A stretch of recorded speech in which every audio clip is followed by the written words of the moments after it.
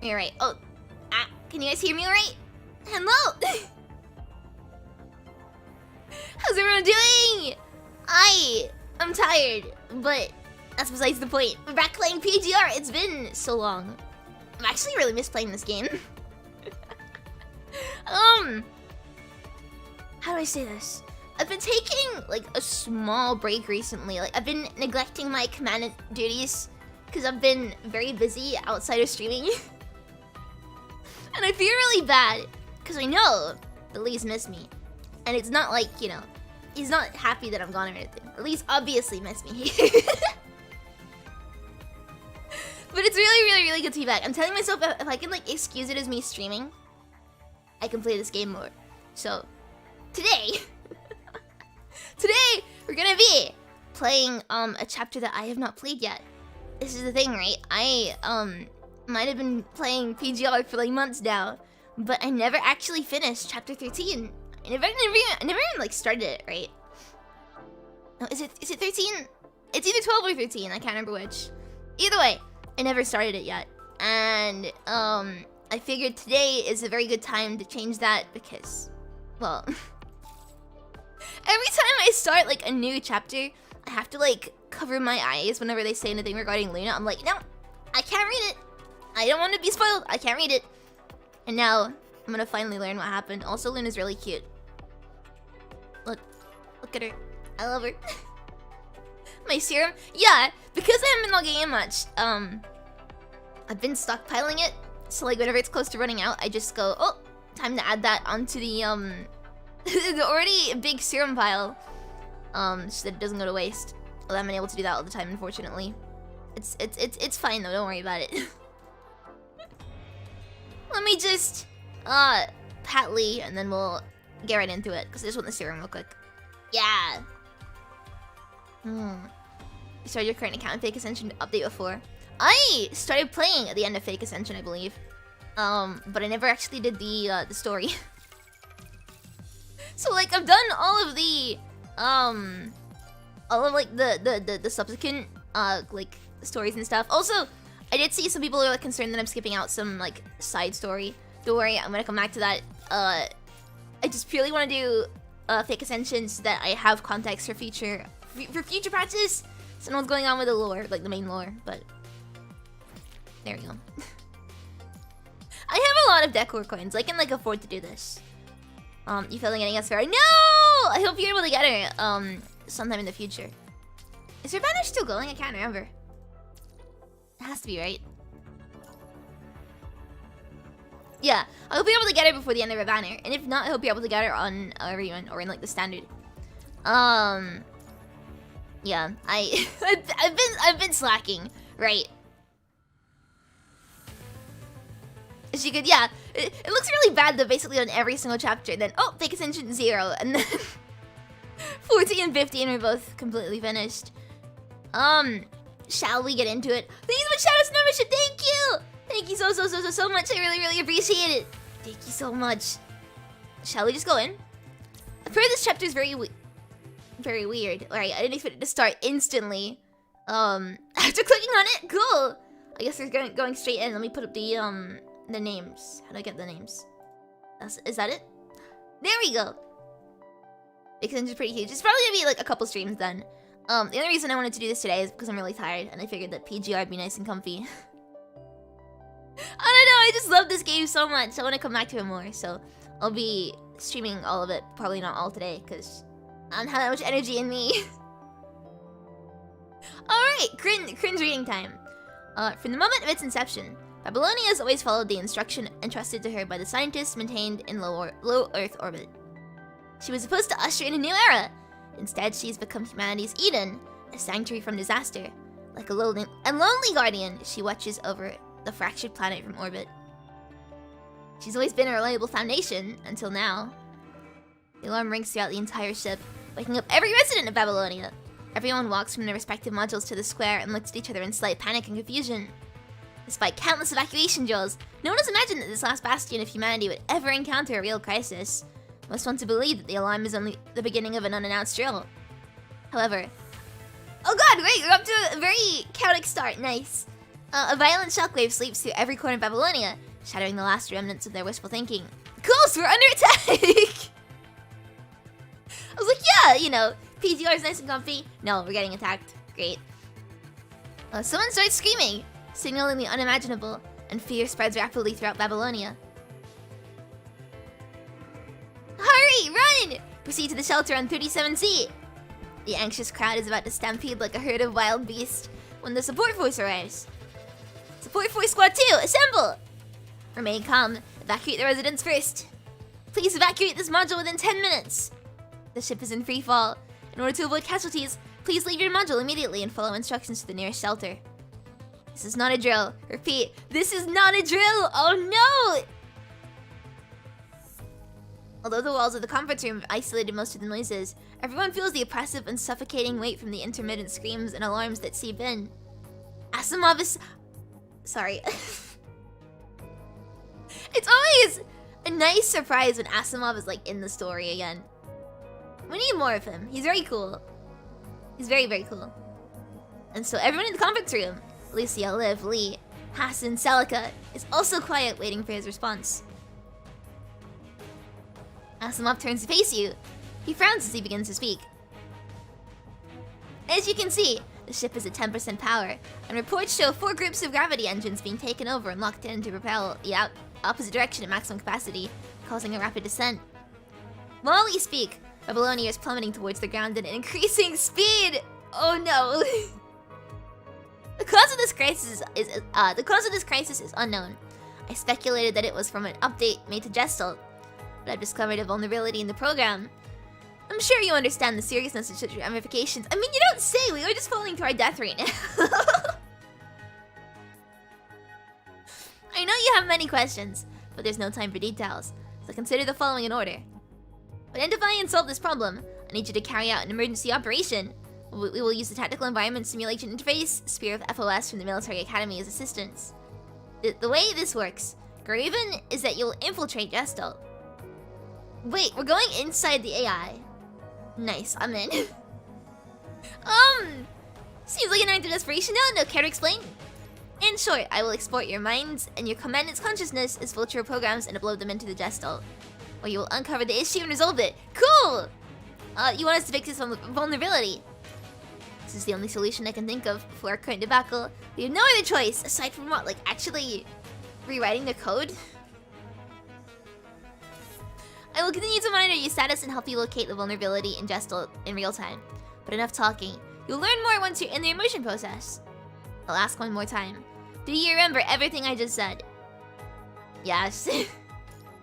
With that, Asimov pushes you into the immersion frame behind you. Wait, he touched me! Nice. As the door closes, the ear-piercing alarm, the cries from the residents, all noise comes to an abrupt halt as you descend into darkness. Immediately, a ray of light lights up below your feet and scans your entire body. Importing memory, administering anesthesia. Brainstem bridging link complete, initiating consciousness replication, allocating memory, loading virtual presence, loading complete. Initiating virtual spatial recreation with Sphere of FOS complete. Chill out, Asimov. Look, he's cool, okay? Like I said, if he's ever in like the story, I get really excited because you don't really see him much. It's a shame because he's like very underrated. Asimov is highly undersimped, and that needs to be changed because he's very cool and has a nice voice. The synchronization rate with the virtual space is reached 100%. Is anything wrong with the Babylonian environment that you're seeing? It's just a virtual space composed of codes, visually reproduced cognitively. Now you also exist in the virtual space in the form of a program. The way that you infiltrate Gestalt is what the Science Council refers to as immersion. In terms of the logistics of the operation, there's no difference from performing a regular mission. The only difference is the how. As I said in the beginning, I will continue to monitor you in real time so that Gestalt will not identify you as just data that needs to be removed. Thanks, Asimov, very cool. Let's begin. Evie's PGR has Bondo to your list. What?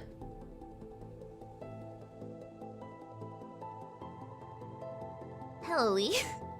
Lee's machinery and expertise and extensive knowledge allows him to quickly react to unexpected situations. He's able to use his outstanding arithmetic capabilities to find optimal answers. Okay. Is this like fight, computing power, navigation? Because if so, I don't even think his navigation is a 3. I think it's lower than that. Okay, so we just have Lee. Right, what am I looking at? What is this? Oh wait, I didn't mean to do that. Whoops, whoops, whoops, whoops. Right. You can explore zones. Your current exploration goal. Oh wait, Asimo's gonna give us like goals. Cool. Go to normal mode. Oh, okay. Cool. Battles. Lee! Yeah, this is all going right over my head. Cool. Is this the story? It is the story. Cool. Gravity engines operating at 22.7%. Babylonia is falling. Great. Thank you so much. Wait a second. Thank you so much, Shadows, for the 20 gifted memberships. Thank you so much. I really appreciate it. Thank you. Thank you so much. I have no words. I'm just so grateful. Thank you. Thank you so much. Shall I begin? Oh no, there's so many green names now. I see it's like they're all showing up in chat. That's really insane. For usually gifted membership, I shall be sure to thank them. Thank you so much. I really appreciate it. Hey, more Asimov. Is Asimov gonna be like a big part of the of this story? Please say yes. Please tell me yes. The situation remains urgent. After confirming that there was no abnormality within the last section here, immediately proceed to the next area. Your surroundings begin to destroy immediately after departing the redundant block. Maybe. Wait! Is there gonna be loads of Asimov? Please! Please! I need this! Asimov's voice comes from the comms echoes inside your head. Evie, do you copy? I know Matrix immersions would create sensual distortions, but there's no time to waste. Commanded! What's wrong? Sensual distort. Stabilize the connection. Oh. The surroundings become gray and fuzzy as you lose control of your body. In this strange and frightening experience, even the voices from your team members around you become distant. A few hours ago... Oh! Time skip. Cool. Aboard Babylonia's deep space colonial ship, the last Eden of humankind. After finishing their work, the crews walk around the crowded cafes and bars located in the leisure module. The transport craft is carrying task force members and support mechanoids leaves support for the surface. While another with minerals and roughly processed industrial goods returns from the conservation area on the ground. In the distance, members of the logistics team stand at attention to make way for the passing teacher and children. The teacher salutes the logistics team after all the children have gone through. Thank you for your service. Thank you so much for showing the black with the super chat. Thank you! The last 2 streams you've come to where I wanted someone. I've said I needed them. Am I okay? Wait. Oh, what? You mean getting people in the gacha? Yes, I'm fine. It's not a want, it's a need for a lot of pretty characters, okay? Thank you so much. I really appreciate it. Thank you. I got this. But yes, I do just like really pretty characters. Thank you! Logistics leader salutes in return. Thank you everyone for your support! The logistics officers and children go their separate ways and proceed to their destinations. Eden 32MO module, Dominic Memorial Park. What? Hang on a second, who are you? Hello? Why is she so cool? Alright children, we've arrived at Dominic Memorial Park on the top level of the core axis. For information on Dominic's achievements, please turn to part B of chapter 2 in your digital guides. Okay. As we all know, the New Earth Almanac was issued in the year 2130 of the New Earth calendar. The children listen carefully to the tour guide's explanation, occasionally gasping in awe. Did you hear the news? It's the leadership. having a emergency meeting today. Is this another regular meeting? The president's not even there. And quit talking with your mouth full and finish your breakfast, will ya? Those are my eating sounds. Not very convincing, are they? I heard the engineering force has an urgent assembly You can tell I'm tired. I heard the engineering force had an urgent assembly this morning. Think everything's alright? We got the parliament and Gestalt in the sky, and the task force on the ground. What's there to worry about? Let's just mind our own business. Yes, you're right. Is that like... Shit, only 6 minutes left. Hope we can make it. Don't come crying to me looking for meds if you get heartburns from eating on the road. Slightly flustered, the workers exit the stairwell and hurry towards Parliament. What's the schedule for today? The briefing will begin soon. Please proceed to briefing room 302B. Today's routine, HUMIT Intel Summary. Party, intermediate. Understood. Go over there and fill out your report. Oh, suddenly an untimely alarm disrupts the peaceful moment. And this is the alarm that we're having right now. What's happening? All passengers in the Eden 16B module, please evacuate this module within 10 minutes. Emergency thermal ventilation through the 16B C1 and C2 dispersal systems will be initiated. This is not a drill. Repeat, this is not a drill. Normal mode, by the way, does not include the side stories though, which are a lot of set of future chapters take place. Something to keep in mind. Okay, will do. I will be sure to do them as well. Please leave the premises immediately. Follow orders from the military constructs and take refuge. Refuge? Wait! Seeing the researcher not reacting immediately, 2 soldiers grab the researcher and move without so much as an explanation. Sorry, please cooperate. We have no time to waste. No, I'm waiting for someone here. You can rest assured that no one's coming here now. Hey, you! What's going on? Look, the signs of menace. They're all red. Oh great, scary color. I've never seen this before. My dad told me that if you see them turn red, something bad is about to happen. Please leave the premises immediately. Follow orders from the military constructs and take refuge. What? There's no time! We must proceed to the shelter! Of course! Soldiers line up to escort the children and the tour guide to the nearby shelter. The bridge area is already in chaos 5 minutes after the alarm. Almost all terminals are flashing warnings in red. Up above, the altitude's indicator continues to plummet. Warning! Power reducing in fusion units 1 to 16. Warning! Orbital height fluctuations, minus 479 meters. Warning! Orbital height fluctuations, minus 523 meters. Warning! Okay, I think I'm getting the... I think I'm getting the message here. Orbital height fluctuations, minus 599 meters.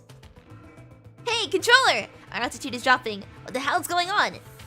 Hold on, I'm checking. Damn it, all the query requests are sent to Gestalt have been timed out. I'm on it. Transfer virtual jumper. Shit, connection rejected? This never happened before. Right. Is Chief Technician Asimov here? Asimov was just called into a meeting. In that case, I'll inform the engineering force, the support force, and the personnel on duty in the engine room first. Then I'll find someone to go to the conference room. Now's not the time to worry about interrupting a meeting. Really? I think now is exactly the time to be worrying about interrupting a meeting. Now, the big spaceship is falling out of the sky. But then, the controller notices a warning flashing on the nearby terminal, requesting immediate attention. The operator that should have been attending to it, however, is missing. Damn it, all hell's broken loose. Was he called to handle some other issue? The controller tries to operate the other terminals himself, but a more urgent situation suddenly appears on his own.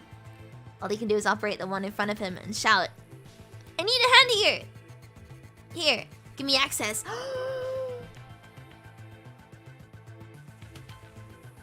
I missed Lee. I missed him! Lee quickly walks to the terminal and presses a button to activate it, expanding the interface. Gravity engine's operating at 22.7%. Babylonia is falling. You have to deploy the engineering and support forces to all energy sectors immediately. Where's Celica? Miss Celica and President Hassan are in the conference room. Why are you here? The controller looks at Lee. Behind him stands Lucia Liv and... Commandant Evie, you and the Garumans should be... We've just finished our mission and returned. We wanted to report to Miss Celica and President Hassan on the bridge first, but... Are you Evie and the Grey Ravens? Yes, I am! Yes. Come with me. President Hassan wants to see you. But... save it for later. You got it. Let's go! Remember to contact the engineering force and the support force like I told you. Of course. Why is Lee so cool?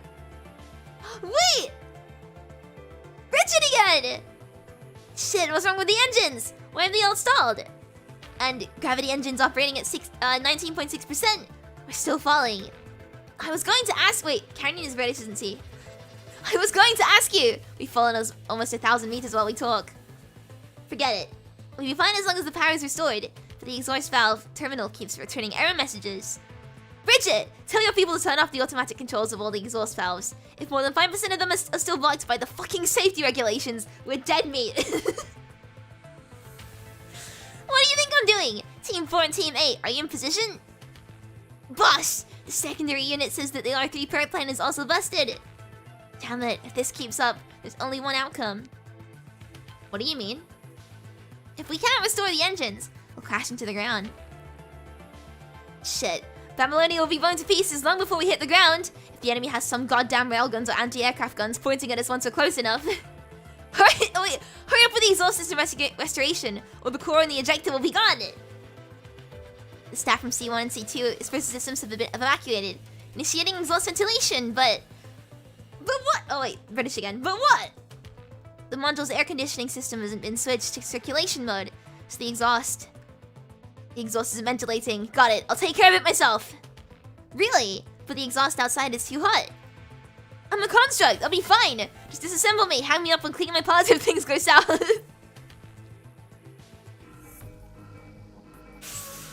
I love Karen so much. I need to get the British accent down better, which is really funny me saying that because I am British. Oh no. Preparation room. I should be Karen's English dub VA? Absolutely not. I would not do her justice at all. I did see... What is it? In the most recent survey, isn't there like a question about English voices? Oh, Crow game, please. Please give this game English voices.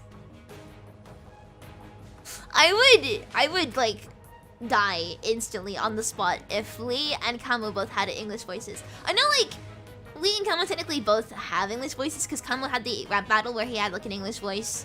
And Lee also had the trailer, but I just... Like, if you're thinking about it, please give me Lee in English. And also, Wanshi in English. Yes. In the last questionnaire, crew asking players if they like an English dub, so is this it? I don't know. The fact that they're asking about it means they're at least considering it, so, you know. Please! I'm a simple shrimp. I want English dub. I would like cry if there's an English dub. Why are we bought here? Not saying that the CN and JP dub are bad though. Like I really love them all, but I also want to hear an English dub because you know I'm a Lee simp. So what's going on? Oh, who do I want is Lee's VA? Whoever did the VA for Lee in the trailer, I want to see them do Lee's voice. In my head now, that's like Lee's voice in English. What's going on? Did something go wrong with the mission? Even so, it would have been discussed during the mission review. Not to mention, we've received notification that Babylonia is falling. It doesn't appear to be a drill. Babylonia is falling, and we're told to sit here and wait. It's an order from President Hassan. I'm sure he has his reasons. Alright, let's wait then. Miss the PC smooth? Me too! I really miss the PC client. Earlier, with no chair in his cabin, Hassan sits upright on his bed. Having lived a modest life for so many years, Hassan remained remarkably stalwart, even as the president. He would wake up, shower, go back and forth between his chamber and the bridge. With his minimalist lifestyle, no one cared if he were to leave his door open. Not even rats would visit such a plain chamber. But this time, having just woken up, he had no intention to head to the bridge immediately. That nightmare again. How many times has it been? First it was the downtown tyrant, then the city 104, then... I'm getting old. My memory isn't quite like what it used to be. I can't remember much of anything anymore. Me too, Hassan! Me too!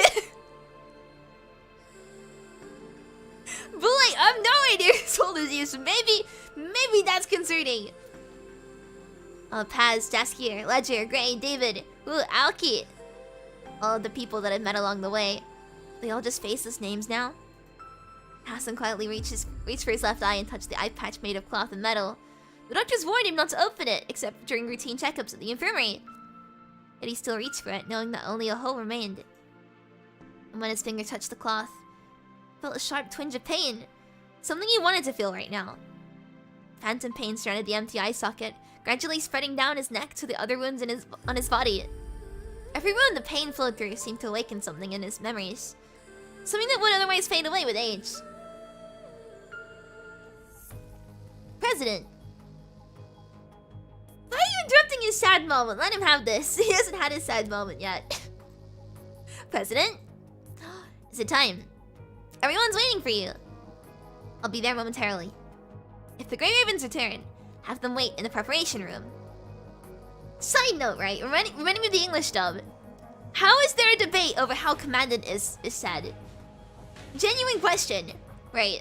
I didn't realize this, but apparently people pronounce Commandant differently. What other ways are there to pronounce it? It's literally command and commandant. As in like someone who commands. Commander, commandant.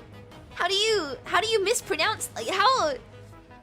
Because if there is an English dub, it needs to be like a sort of it needs to be like a what's the word?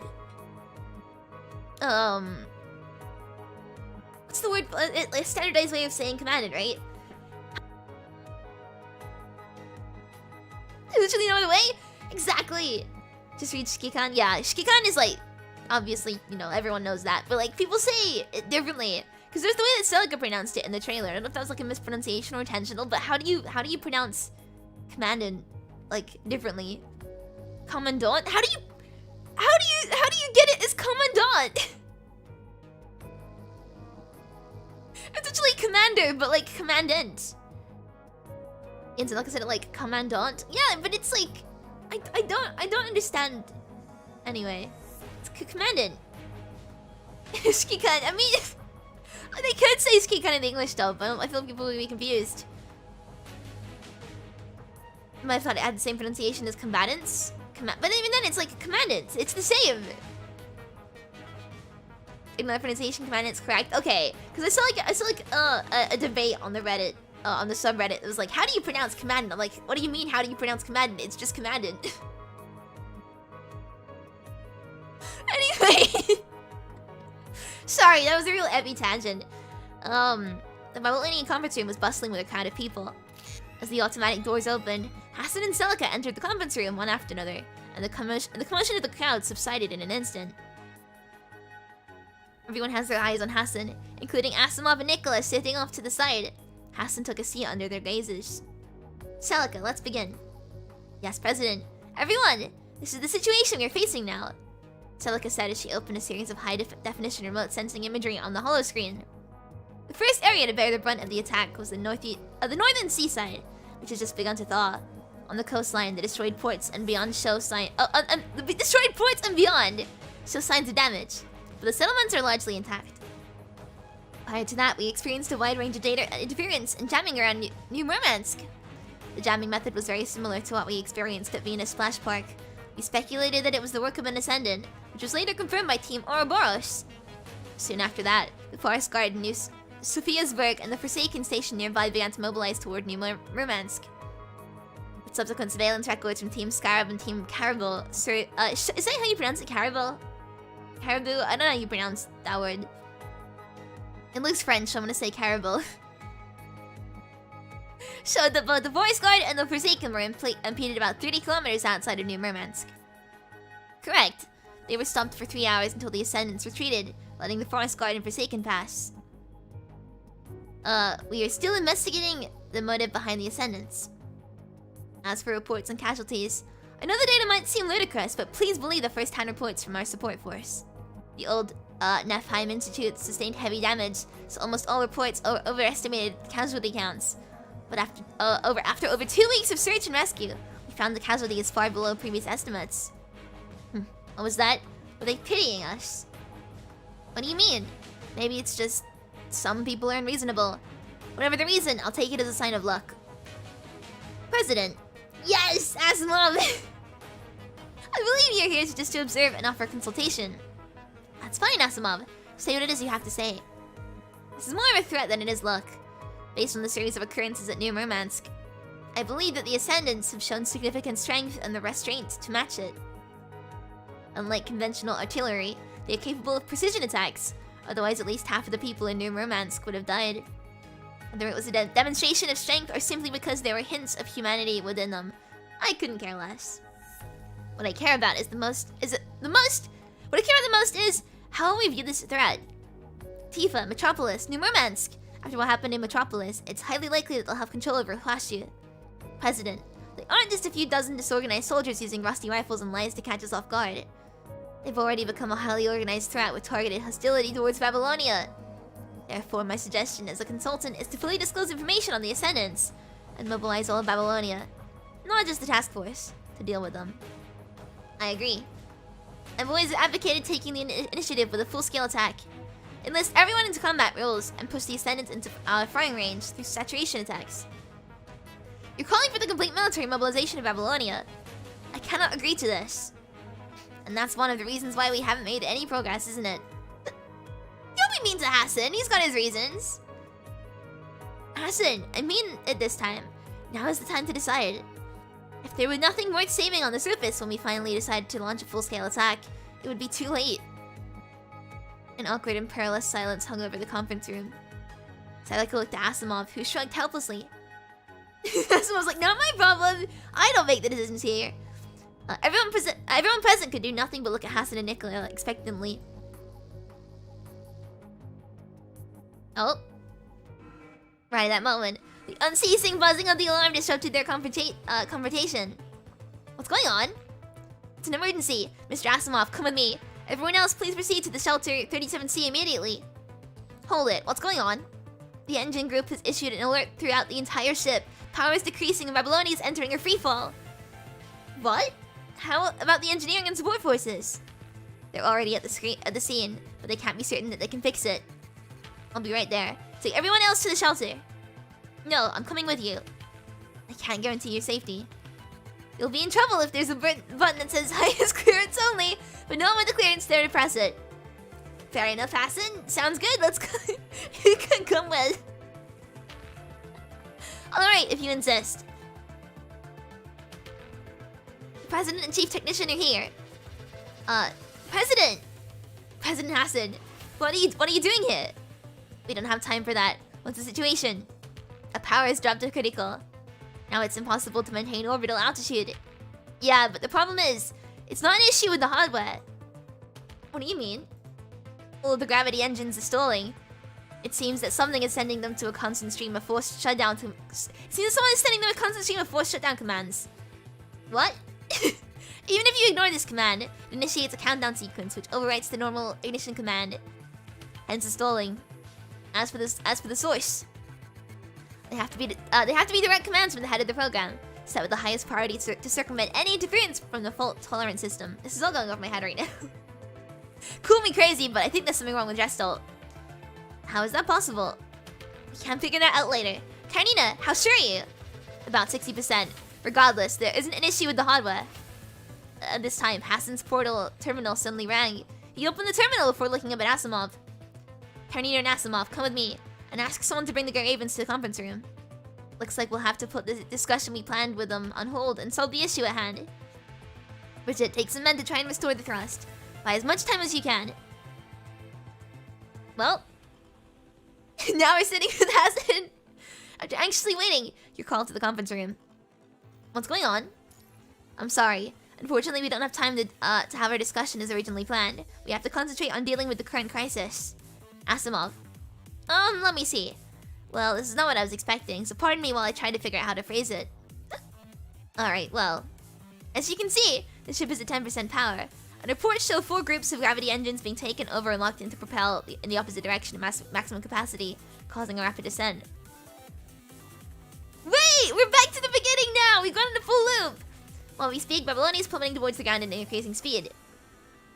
PGR main character superior, yes. The cause of the crisis is unknown. I speculated that it was from an update made to Gestalt, but I just discovered a vulnerability in the program. I'm sure you understand the seriousness of such ramifications. I know you have many questions, but there's no time for details, so consider the following in order. To identify and solve the problem, I need you to carry out an emergency operation. We will use the Tactical Environment Simulation Interface, Sphere of FLS, from the Military Academy as assistance. As a tactical environment simulation system, it will translate the data in front of you into comprehensible intel and provide tactical evaluations and suggestions. If the situation allows you to connect directly with Babylonia, it can also provide additional functions. But that depends on what happens on the scene. However, you will only need to use the graphical interface beside Gestalt for now. We'll talk about the rest later. And he pushes us in! I remember this now. The way this works, Graven, is that you will infiltrate Gestalt. In short, I will export your minds and your commandant's consciousnesses as virtual programs and upload them into the Gestalt, where you will uncover the issue and resolve it. Oh, we get more options now! This sort of seems like an act of desperation. Let's call him out. Do I really need to explain further? Good grief. Long story short, Babylonia lacks power and is currently falling out of orbit, as you know. The fundamental cause is Gestalt blocking ignition commands to the engines. Now, for some reason, Gestalt has activated strict anti-interference protocols, which are blocking access from all programs. So I came up with an idea using your minds as access channels while using the military exercise version of Sphere of FLS.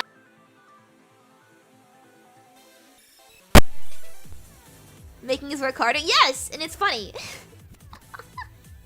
Clear so far? I'll load the construct's mind into the virtual space in the form of a virtual program. Then we'll install authorization on your commandant's terminal. If you can't wrap your head around it, think of yourselves as characters in a video game. Oh, that's easy. And your commandant is the one in the controller. Then you infiltrate Gestalt, find out why it triggered the lockdown, and resolve the issue. That's it. This is the only solution I can think of for our current debacle. But you've no other choice. I will continue to monitor your status and help you locate the vulnerability. Wow, I can't speak. And help you locate the vulnerability in Gestalt in real time. But enough talking. You'll learn more once you're in the immersion process. Wait, the mic sounded got hit? Wait, what happened to the mic? Do you guys hear anything weird from it? What's happening with the mic? Hang on a second. Ah! Wow, it's happening now. The mic's cut out a couple times. I don't know what's going on. I will keep an eye on it, but... don't tell me it's time for a new mic. I will cry. I'll ask one more time. Do you remember everything I just said? It got static forbidden when I silent. Oh no. Sound like it hit. It's happening again. Yay. Right. I hope this is gonna be a problem. I really hope that's not gonna be a problem. Yes. With that, Asuma pushes you into the immersion frame behind you. Please don't be an issue. I'm gonna cry. F Mike. No! Don't die on me like this. It's... I don't have to get a new mic, because I don't even know where to begin in looking for one. As the door closes, the ear-piercing alarm, the cries from the residents, all the noise comes to an abrupt halt as you descend into darkness. Oh wait. Immediately a ray of light lights up below your feet and scans your entire body. Commandant! Commandant! Commandant! The darkness in front of you gradually disperses, and the voices around you return. Are you okay, Commandant? Lucia, quit shaking the Commandant. Asimov has stabilized Link again. Phew! I never knew how hard it is to stabilize a link to human consciousness. How long was I out? No long. Not even long enough for you to complete the immersion process. Huh? Hasn't been too much of a problem so far, that's good, but please let me know if it keeps happening. I will cry. We're just using a noticeably small amount of bandwidth to test the adaptability of the Sphere of FLS and Gestalt. Wait, in other words, we may encounter danger even during the immersion process. Of course, the anti-interference protocols are everywhere. You could have told us that before, Asimov. I'm fine. Commandant! Really? You're back on your feet in no time. Looks like I really can't depend on you with such an important mission. Of course. Right. I like this a lot so far. Oi! Nice, I get some cool things.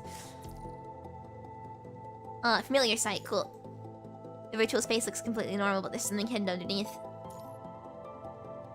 Oh! Oh yeah, everyone's good. Oh yeah, by the way, look at my Lee. Wait, where is it? Oh, I can't show you. Yeah, battle power is now 7.7k. I may or may not have these are like I just did throwaways, but I may or may not have just like, you know, resonated Lee's weapon twice more, just for the sake of it. Don't worry about it. This was a very important decision I made. Cool, let's go. Yeah, you can see it. 7.7k.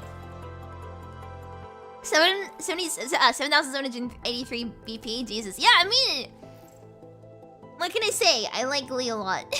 I gotta build my fire god, okay? Begin mission. Something's off.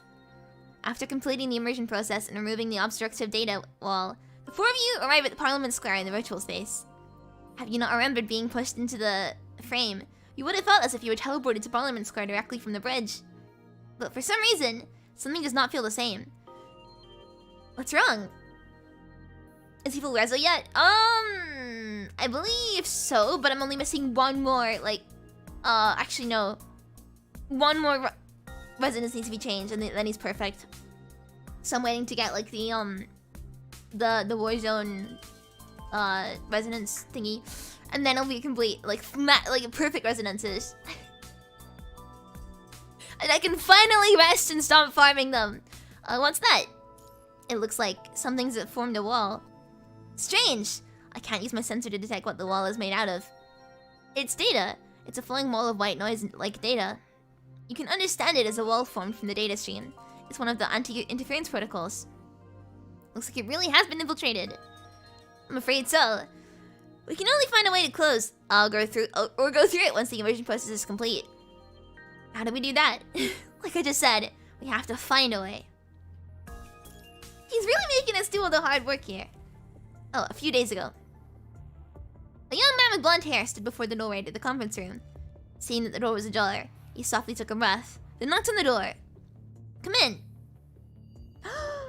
Murray! Commander Nicola, is there something... Oh, President Hassan. Seems like you've been quite busy recently. I haven't had a chance to speak with you. Have a seat. Hassan refrained from responding to Murray. Instead, he motioned Murray to take a seat on the other side of the table. Murray sat opposite to Hassan, with a cup of coffee placed in front of him. Murray looked at Hassan through the stream coming from the coffee, then blinked awkwardly. There's no need to be nervous. Stella could brew the coffee herself. Hearing this, Murray smiled and took a... Look at that smile! Ah! Oh! He really said... Oh wait, I can't do it now. Murray smiled and took a sip of the coffee. Thank you. Tastes good. Standing off to the side, Nicola put down his now empty cup, then turned on the holo screen. I told you, Hassan, he's fine. Let's get down to business. Following Nicola's gesture, Murray shifted his gaze to the content on the holo screen. This is the report I submitted to you.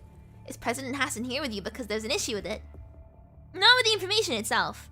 What concerns me is how you got it. Ah, right, Murray's sus, isn't he? Holding the coffee cup, Murray came to a halt and stayed silent. Still not willing to tell us how you got your hands on this information. Well, I'd like to live a little longer. Murray answered softly with a slightly apologetic tone. However, Hassan understood what this young man would not come clean. In that case, why don't you transfer back? It would be better for someone in your condition. Thank you for your concern, Mr. President, but I'm happy with my current job. I'm not considering a transfer right now. My intelligence work is just a way for me to accumulate combat experience. After all, my physical condition doesn't allow me to become a commandant with boots on the ground. In some ways, I'm happy with the work you produce, and I don't intend to transfer you elsewhere. You're also the only person besides the Graven commandant who passes the test currently. So you should understand that, even if the source of your intel violates our rules, we won't sentence you to death for this. Murray looked down at his reflection in the coffee cup, obscuring his expression from the two men sitting opposite him. My throat's dying, 1 second. He quickly raised his head again, then the corners of his mouth curled into a gentle, peculiar smile. Sir, I was given a mission, and I completed it. That's all. This is I won't ask how you will use this information. You won't have to inquire the details on how I obtain information.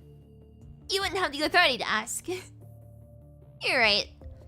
We know that what you're doing, at least in terms of results, are still for the benefit of Babylonia. We seek a common goal, however, Mari, no matter how many moves you can make behind the scenes, don't you think they can remain hidden forever? I think you can gauge where the lines are, at least for the time being. Thank you to both of you for your trust. You've worked under me for quite some time, but I must admit, I still haven't had you figured out. Nicola took out a black folder from a briefcase under the table and pushed it across to Murray. If you're unwilling to divulge the source of your intel, the least you can do is be of use. What do you want me to do? As always, what you do best. Murray immediately notices the logo on the file. He let out an apparent smile, then looked up at Nicola. I'm not your only bet in this game, am I? Just make sure you get the job done.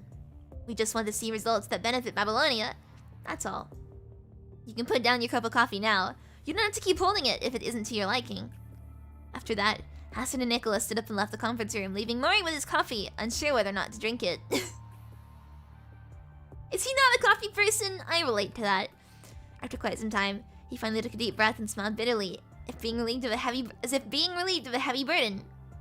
That wasn't very pleasant at all. Oh, we're in and out, cool.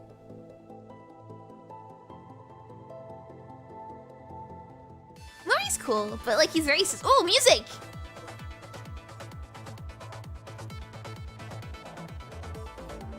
This is very nice, I like it.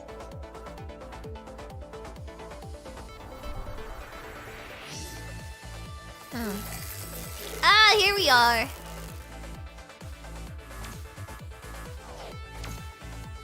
Wait, why does Liv here? Wait, what's this? Damn it, it's a defense data sign. No matter what I went through, we'll have to go through this if we want to find it. Oh wait, no, it's me and then Lee and then Liv. I was like, I know I have Lee on the team, but I didn't realize. Okay, never mind. I was like, what? Chrome's frame didn't come out at this point.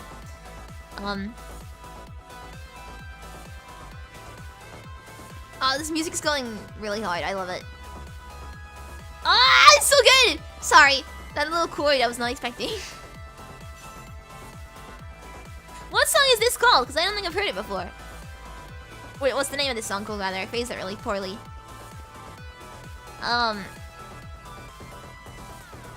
There we go. Past the dish, you and floor one. There we go. Even flashbacks, yep. I'm definitely feeling that. But that means I'm really good at this because I got so much practice during Eden Fest. You know, voting for Lee and all that.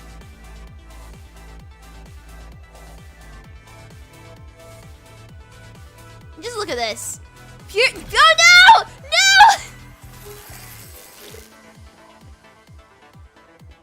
Yes, that'd be pure skill.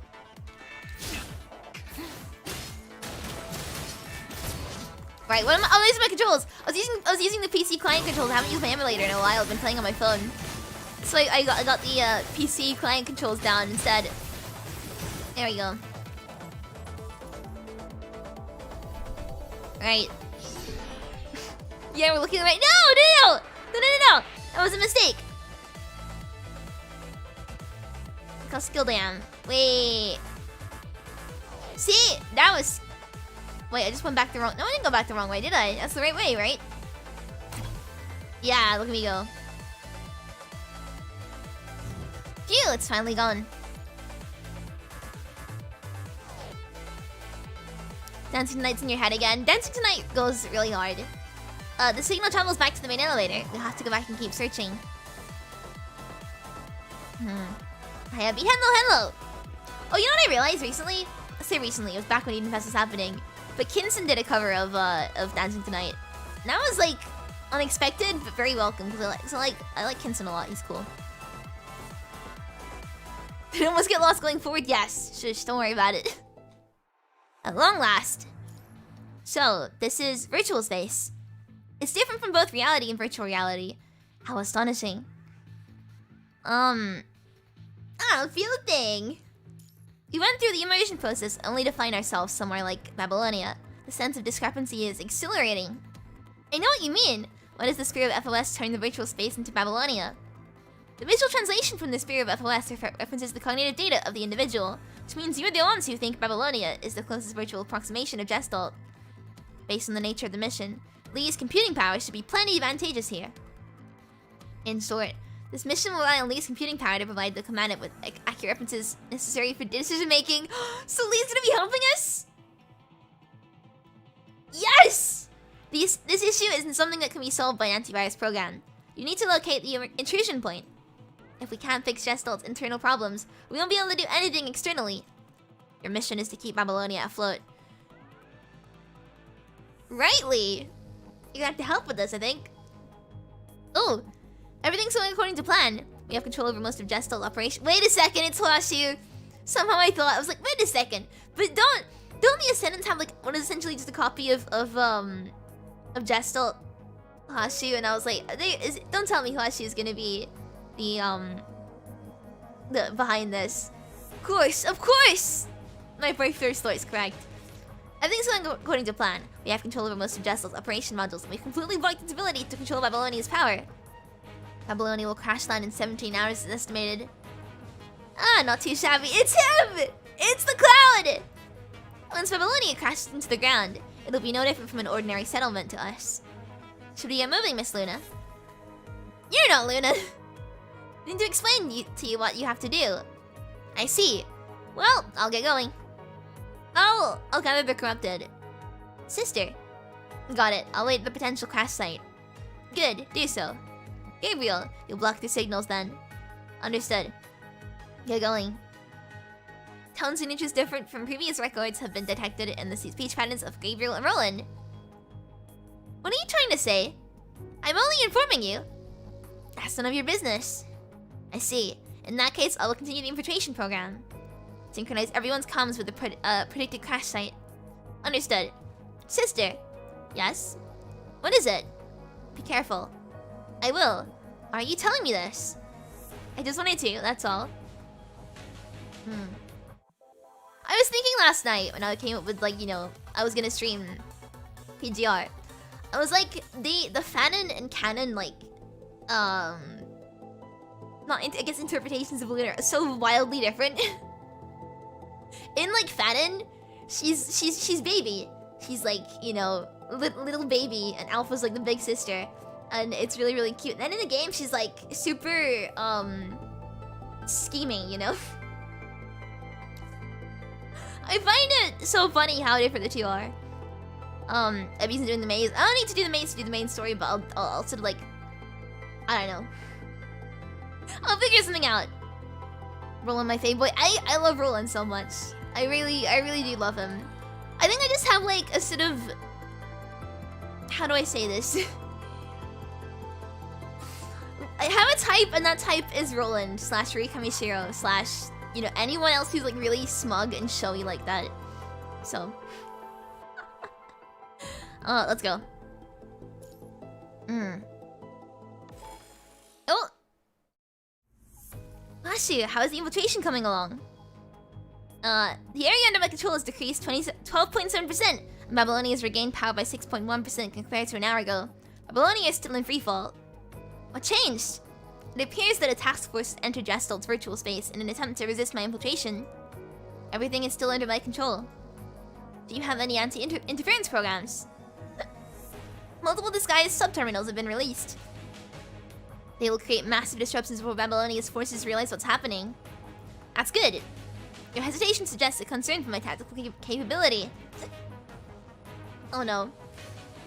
I just like theater nerds? I mean, you're right. But it's not just any theater nerds. It's smug theater nerds. Please state any alternative that can be implemented.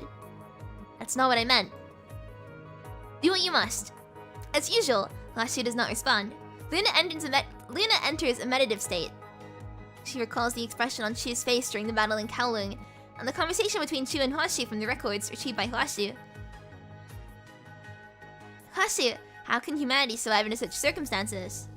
All data has been parsed, but no such method exists. Regardless of the method, humanity will only end in destruction. Earth has already experienced 5 mass extinctions. Humanity is merely just a visitor on this age-old planet. I've adjusted the input range and parameters to meet your requirements. I want results. Very low probability, but not impossible. Changing the scope has made certain options possible now. We're in position.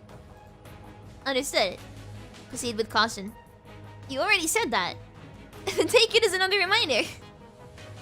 Fine. Ushio! Yes? Forget it, it's nothing. Oh! What's in Luna's mind now? I definitely think at this point Luna's really sus. Like I said, she's very scheming. She's not the innocent, you know, little sister that everyone makes her out to be. Here comes Chrome! Doing Chrome things! Get him running. I love the design of Babylonia.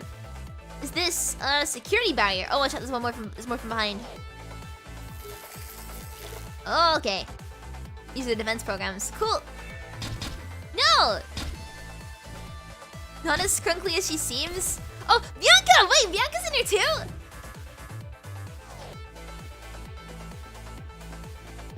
Nice! Luckily, I've made it in time. If those defense programs are activated on the alarm, we'll be facing a lot more of them. Bianca, why are you? It's a long story. I have a mission too. But now we're heading the same way. Let's stick together.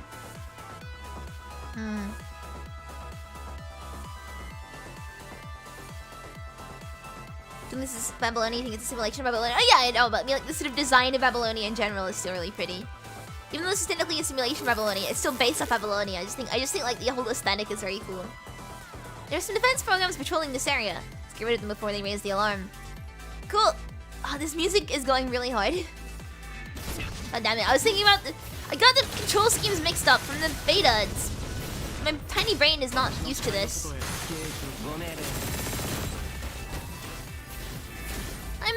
I really miss the PC controls. The PC client was awesome. I hope they release it soon.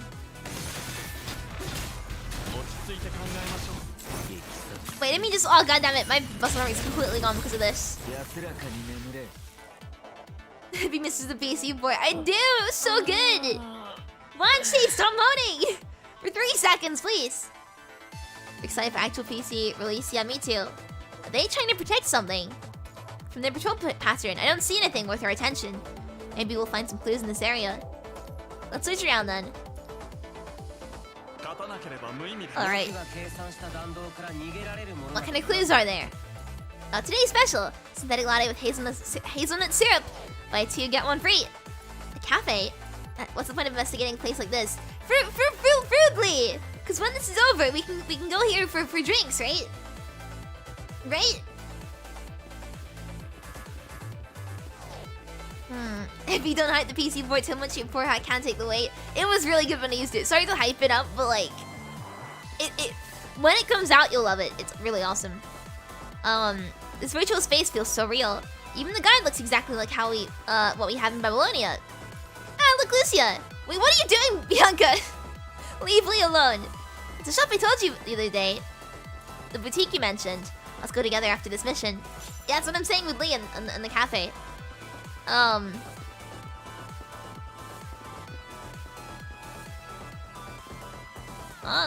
Oh, here you are.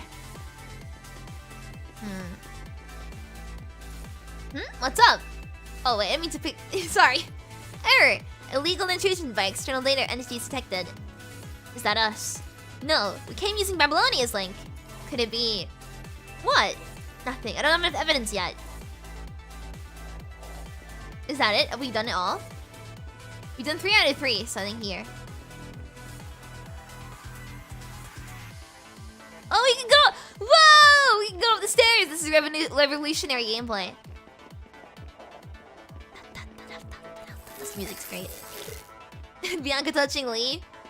I know, it's very sad, isn't it? Right?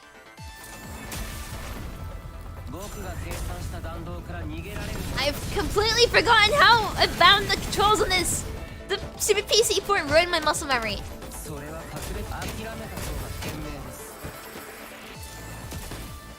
Oh wait, there's no more enemies. Wait, we go back. Wait, no, wait, where are we going? Oh, down? Down, I see.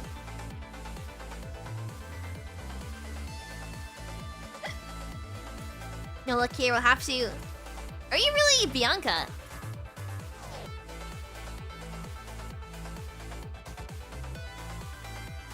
Hang on a second.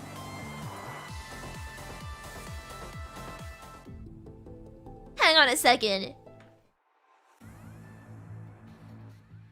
We didn't question it, did we? Bianca. What is it? What is the purifying force doing here? Didn't I tell you? I just spoke with Asimov on the comms to confirm the mission assigned to the members of the purifying force. Bianca is in City 15 right now conducting our mission. Not to mention, the Veritas frame affects my instability. It wouldn't be suitable for this mission! The kind of fighting method that ignores damage to the mind is nothing like what Bianca would do. Disable construct mind camouflage module. Based on the information revealed in our conversation, continued use of simulated camouflage is no longer necessary. Bianca's body dissolves into the air, turning into a tiny data stream of flashing neon light. Subterfuge failed. Switching procedure. Hey, wait! There is no reason to stay here. Flashy does not permit purposeless actions. The Bianca who claims to take orders from Flashy vanishes into the air in front of the Grey Ravens. Liv, do a full band scanning. Understood. A program signal has disappeared, but... What is it? There are no traces left behind in the virtual space. I didn't leave by moving. Then how did the program escape? Advanced camouflage. Cross-program pathways of springboard. Directly hijacking remote data. Altering the lower port levels of Gestalt. It couldn't have been changing the port levels. The risk of being detected by Gestalt's anti-interference protocols is too high. First and foremost, cross-reference it with the data slice from 5 minutes ago. On it. In the meantime, Commandant, what methods do you think she used? We have to rely on your reasoning to figure this out. Having been dissociated with living as a human for so long, a way of thinking is closer to that of a machine. It's harder to figure out our blind spots when we all think alike. What? I don't know! How am I supposed to know this? Oh, I bet Lee would win on Among Us. I think so too. We'd probably get lost in the ship and wouldn't know where to go. So I feel like he'd probably be easy to suss out if he were an imposter. He'd be very good at like lying his way out of it, but I feel like as an imposter he'd be really bad. Roland will get ejected first every time. Roland is the kind of person to call an emergency meeting just to like, you know, talk to everyone, I think. And then would get kicked out for doing that. Use big brain at me. I'm not smart! Data hijacking, I don't know.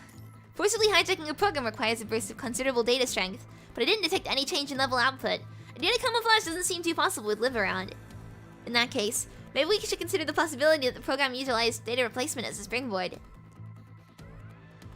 There's no way to detect it directly, but utilizing data replacement at such a high speed is bound to make the target program behave abnormally. Find the abnormal program, you'll be able to track the movement of Bianca. Is that so? Yes, my thoughts exactly. Liv will be in charge of scanning, and I'll be in charge of data analysis. Let's do this. Understood.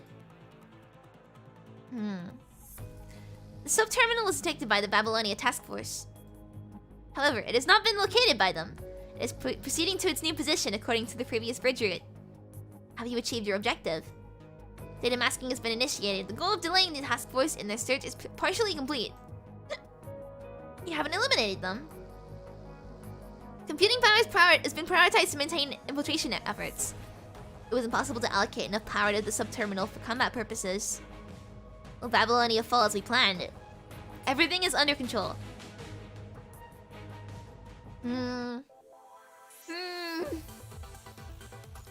This is really cool. It's really, really, really cool. Oh, false is false? Thank you for that redundant information. What? I was very clear in my report. Wait, is this the right one? Comprehensive data camouflage. How is that possible? Oh, yeah, this is the right one. gonna drink some water first. Oh, I have a little bit of water beside me. Damn it! Damn it! It's fine though. We aren't sure. We can only guess that Ushio is capable of such power. That doesn't make sense. If Ushio is capable of this degree of data camouflage, then she could have just... Asimov stops talking mid-sentence on the comms. I warned you not to forget that possibility. You were right. I'll get going. No, don't leave me, Asimov! Asimov, no! What's happening? We'll clarify later. Right now, you have a more urgent mission. Catch Bianca, Ushio. Since Ushio took the initiative to appear before us, we obviously can't let this opportunity slip out of our grasp. No matter where she goes, Ushio will eventually find a way to complete the core objective, or return to the mother terminal. I see. In short, as long as we can find the location of that program, we can find hints on where to proceed from there. A few days ago. Alright, so... Holding the cold coffee, Mori got up to leave the conference room before bumping into Celica, who opened the door. Miss Celica? Did President Hassan forget to explain something? Celica blankly handed Mori an ID card. Commander Nicola asked me to give this to you. Otherwise, I wouldn't be talking to you. As for your mission, I don't want to get involved. With that, Celica turned and left the conference room. Mori looked down to confirm the logo on the ID card and gave a wry smile. Ouroboros, Scarab, Cerberus, and Caribou. Which of the Black Ops teams would be the commander's backup plan? As for me, how much do you know about me? Looks like I have the upper hand with the information I know right now. This will eat into some of my resources, but this risk is worth taking. Playing around with the ID card in his hand, Mori opened the door and left the conference room. After he left, the only light that remained in the room was the... Wait, did I glitch? Or am I like hallucinating things? I think I might be hallucinating. After he left, the only light that remained in the room was the quiet blinking from the bug in the holo projector.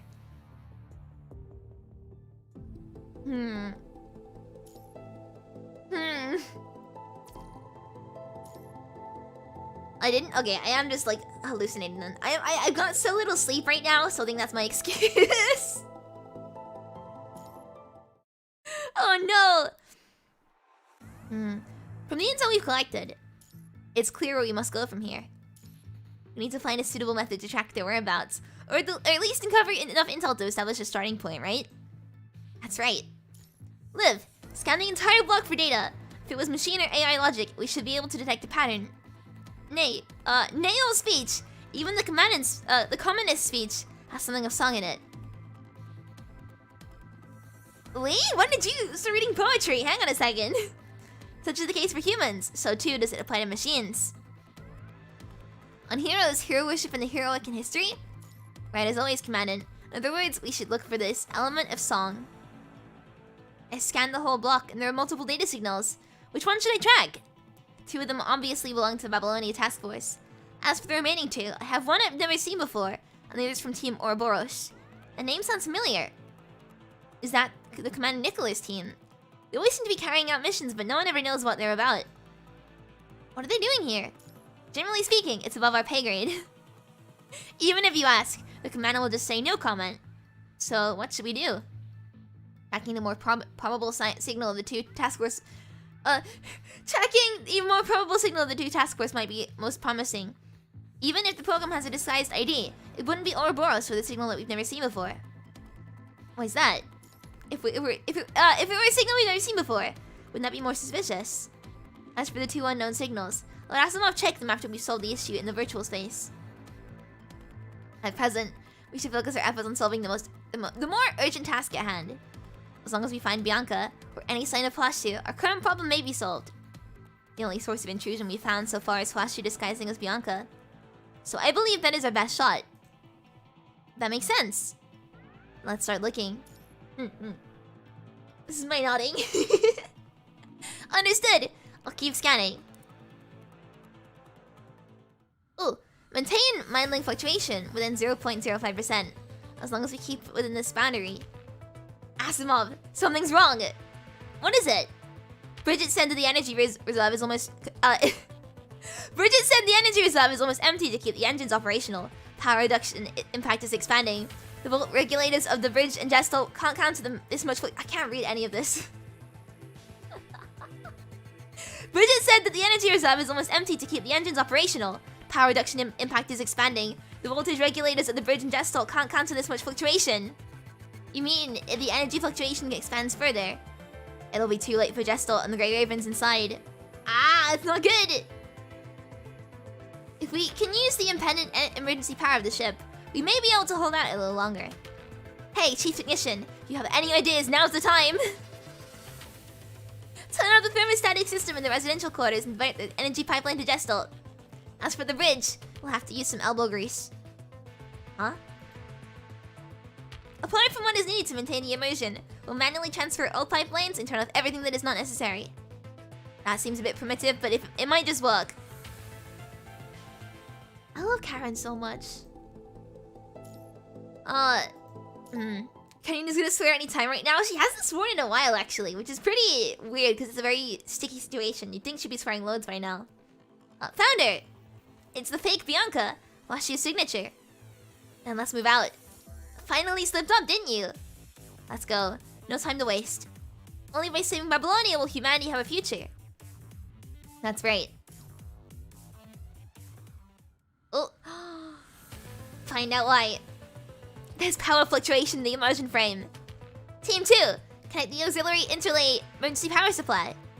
Hey, Asimov, can't you have the Grey Ravens initiate an emergency evac? The intruders have hijacked the immersion module. If we take the immersion module offline now, all uplink consciousness will be severely impacted. Constructs can be rebooted, but for humans, that may be fatal. Damn it, why the fuck don't you always make something so dangerous? I screwed up that, but I love Karenina so much. Quit fighting! Karenina, get over here and help me set up the jumper. Coming! Preliminary estimation of the chances of failure. More than 69.7%, but all we can do is try. Babylonia Deck 42C, the archives of the Intelligence Department. I see! The commander sure is laying out all his cards on the table. The usually heavy guarded archives are now empty, and only the security door is locked. Mori approaches the security door and opens it with the ID card he just got. High clearance user detected. Manual review requested. Manual review? Uh-oh. Mori anxiously looks at the security door, then quickly scans the room for a place to hide. But there's nothing for him to hide behind in the small empty room.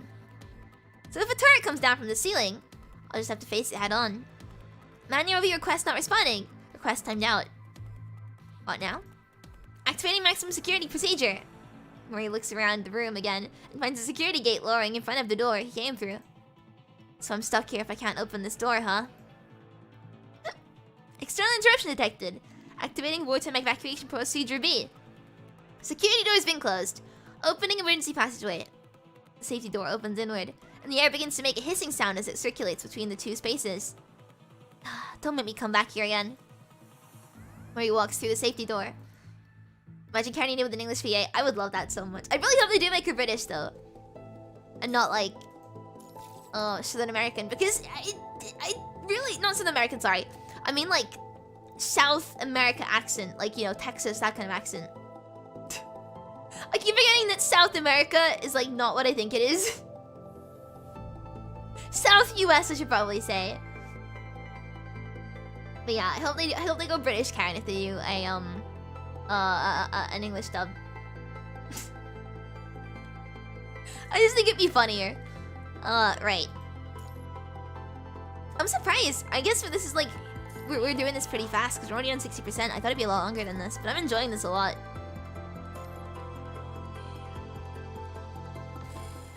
If he has a southern accent, you will cry. I mean, southern English accent would be fine, but like, southern accent... Southern US accent, I think would be cursed.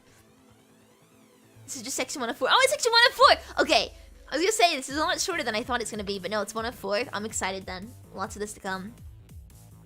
On the other end of the Eden 816B leisure module.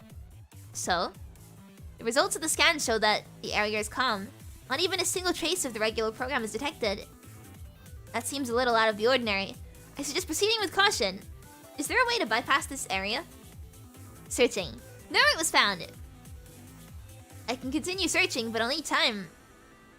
What is Babylonia's current altitude? Retrieving external data. Babylonia is still falling. It is now very close to the bottom of low Earth orbit. How bad is the situation? Babylonia isn't designed to navigate through the stratosphere. If the altitude is too low, navigational functions will begin to malfunction. Even if we abandon Babylonia, there won't be enough time to evacuate the whole ship. This game good, absolutely. I love PGR so much. It's seriously a good game. It's kind of like Honkai, but I honestly prefer this to Honkai, even though it's not like a narrated story. I don't know, that's just my opinion anyway. It's free, so you can give it a go if you want, but like, no pressure. It's cool, I like it. Disregarding any anti-air weaponry on the surface that can damage Babylonia, the forced landing itself could kill at least 4 of the passengers. We can't wait any longer. We have to stop it from crash landing. You don't say! You don't say, Commandant! We need to hurry. If there's a British Karen in the VA, you might fall for her completely. Yes, I need British Karen! It'd be so funny hearing her, like, you know, swear with a British accent. If you force our way through, even though it won't impact us constructs, it will pose a risk to you, Commandant. But I also agree that there's no time to waste. In that case, I'll take point. Lee will cover the rear. Commandant, you'll be safer in the back. Why is that? Being hit in virtual space won't be fatal, but disconnecting is still excruciating for humans. If a construct dies, it can still be repaired if the damage isn't beyond the reboot threshold. But humans can't be rebooted, so we can't afford to lose you, Commandant. Same goes for you. Yes, we know. I'm ready to provide cover fire. 3, 2, 1! Breaking through! Oh. Defense program disguised as Pteropod guides patrol the area. Oh, wait, I can't read! Defense programs disguised as pteropods guard the patrol area as usual. Looks like they don't pose much of a threat. We should still proceed with caution. Oh! I'll look after Commandant. Wait, I'm gonna get a sip of water real quick. Oh. Wait. It's time to get some water. Wait. That 1 sec. Wait! Water time! I'm thirsty. Ow. Wait. Ow. And now I'm back. There we go. I'm really thirsty, okay? Right, let me like get back close. Drink first, yes.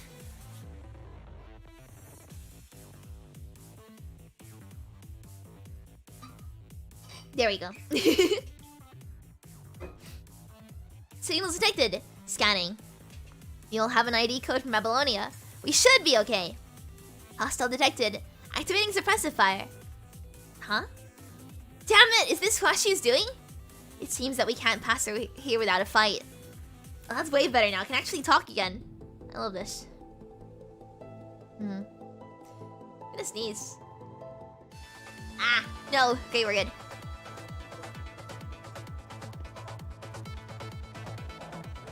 I got you! Target hostile. Escaping engaging defense mode. Oh god. Damn it, she's hijacked the defense programs. We just have to get rid of them.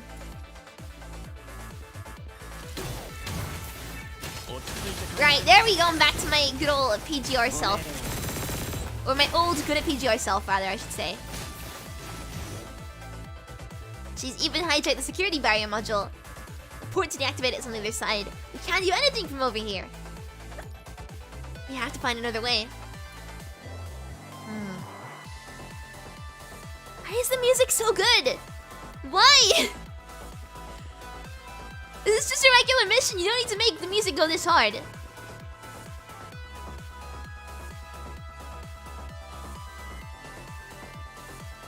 I really, honestly, this is making me really excited for Wuthering Waves.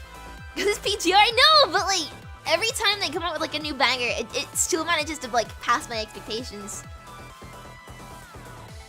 Like, it gets better.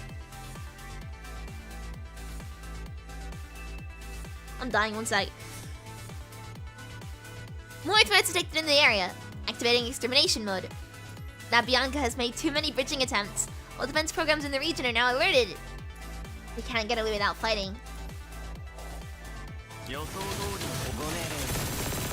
me switch back to Lee. Lee! Nice.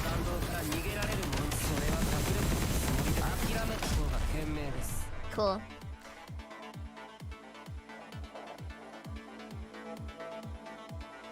There we go. Which way are we going in? down here. The new Wuthering Waves dev talk shows they add more combat combos to the characters. Yeah, I did see it. I'm so excited. Honestly. Like, every time more Wuthering Waves news comes out, I get, like, really hyped for it. I can't wait until some form of beta comes out. I will just, like, instantly vaporize. More threats detected in the area. Activating extermination mode. Our last signal is just up ahead. Guess we have to go through them.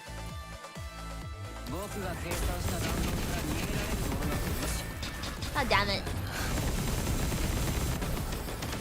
There you go.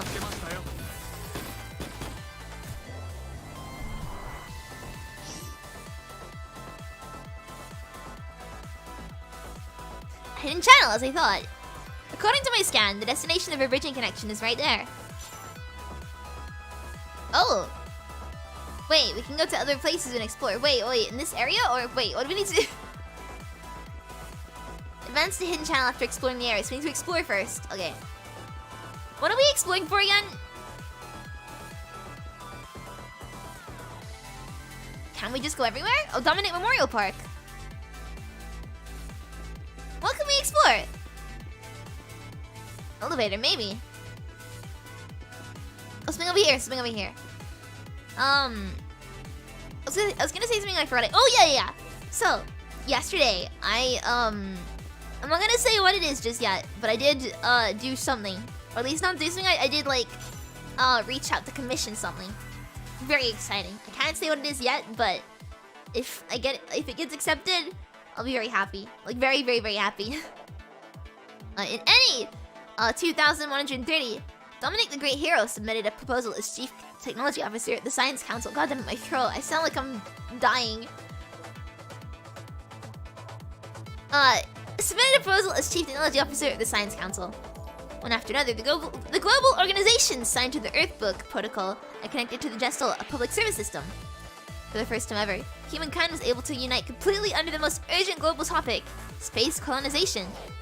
Dominic, where would he be now? Is he still alive? I don't know. He's still marked as missing in action in the database. Oh, interesting. If it went well, I hope so too. Basically, I had to like submit a form, for you know what it is I wanted to commission.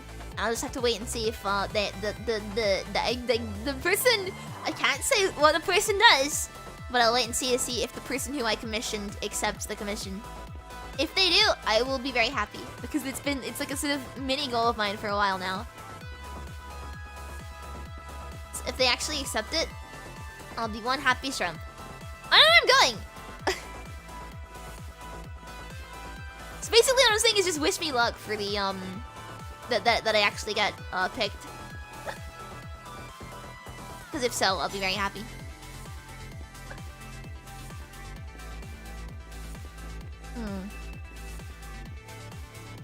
I can't see anything else in this area. Yeah, I think I'm gonna have to leave. Directionally challenges like a respawn. No, look, Lee and I share a brain cell, right? I don't know where I'm going. I'm a little bit lost here. Canon Lee moment. Lee be like, not knowing which way to go. Just like speed this up. This is average Lee gameplay. Oh my god, I'm actually just really stupid. Where am I going? Hanini Lee moment again. Honestly, right, I've been really enjoying the JP dub of Panini Raven. Like my favorite episode is the Kamui toilet episode. The one where Lee gets Kamui to use the dream toilet so that they wake up. Then he wakes up, sorry. That was my favorite in the CN dub. And oh god, it's so good in the JP dub as well. Oh wait, there's one over there! There's one over there! I see it!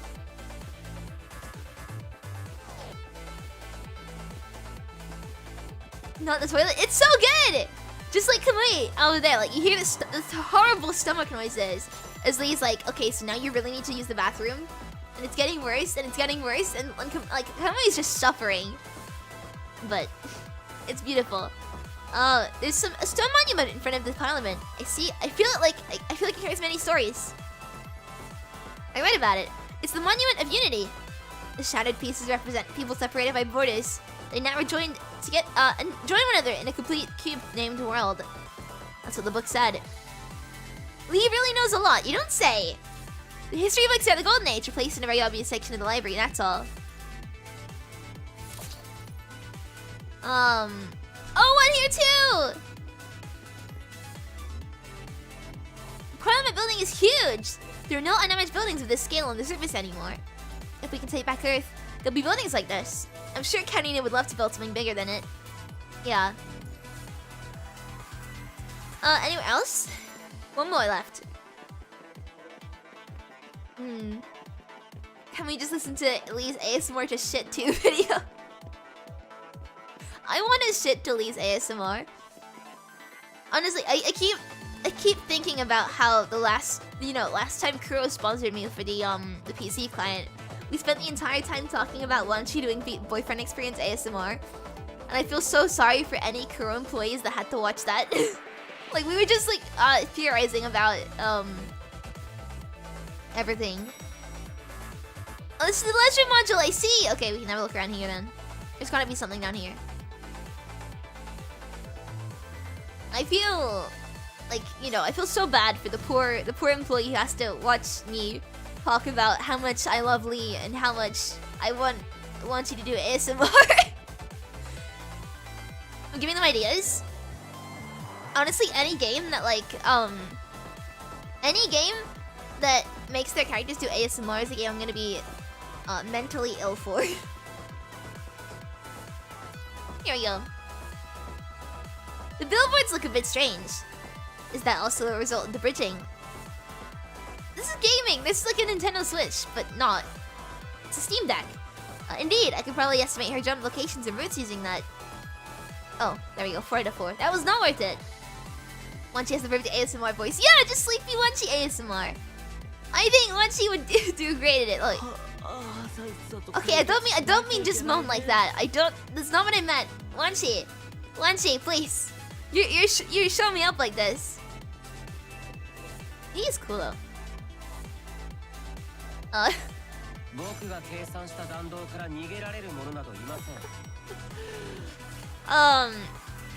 They made an official MMD affair. They did. They did the. Vera's got like a song, hasn't she? Like me. I like the JP version, but the English version like it's translated a little bit awkwardly in some places. It's still kind of cool though. Bridge of Babylonia. The jump is set. Can we transfer the signal? Not yet. There must be an issue with the power. Shit. Looks like we have to move the batteries here ourselves. I'll get team 2. Hurry! The power will disconnect in 15 minutes. All anti-interference protocols are dismissed. There's not enough computational power to counteract this unexpected occurrence. Unexpected occurrence! Occur! Now! Lee! Coming! Lee charges at Bianca with all his strength and lands a flying kick, causing Bianca to lose balance. Then using his right hand as an axis, he does a spinning kick with both feet, sending Bianca flying towards Lucia. Yes! Look at him! That's my husbando right there! Right into her unsheathed blade. I see. Lucia slashes Bianca, giving her no time to react. The left shoulder of Bianca separates along the edge of the blade, sending parts flying and disintegrating into the air. Lucia follows her attack with a swift kick, sending Bianca flying. As Bianca flies through the air, a beam of light hits her right in the face. Well done, then! I just got the shot off in time. The fragmented body of Bianca separates into 3 as they fall amongst the ruins of buildings devastated during the battle. What song is this? So beautiful. It's over.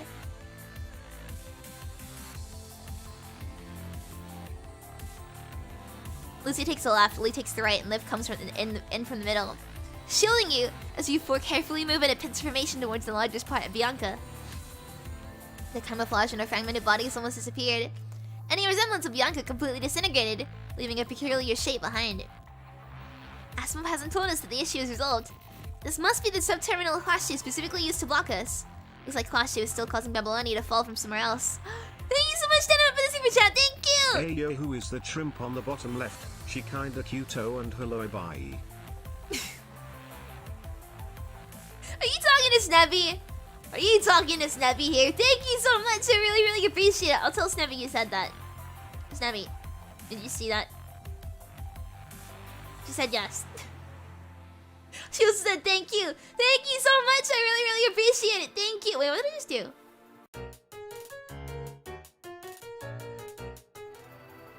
Wait, ignore that. Now I accidentally pressed Control Z too many times. Apparently pressing Control Z can change the scene. Sorry.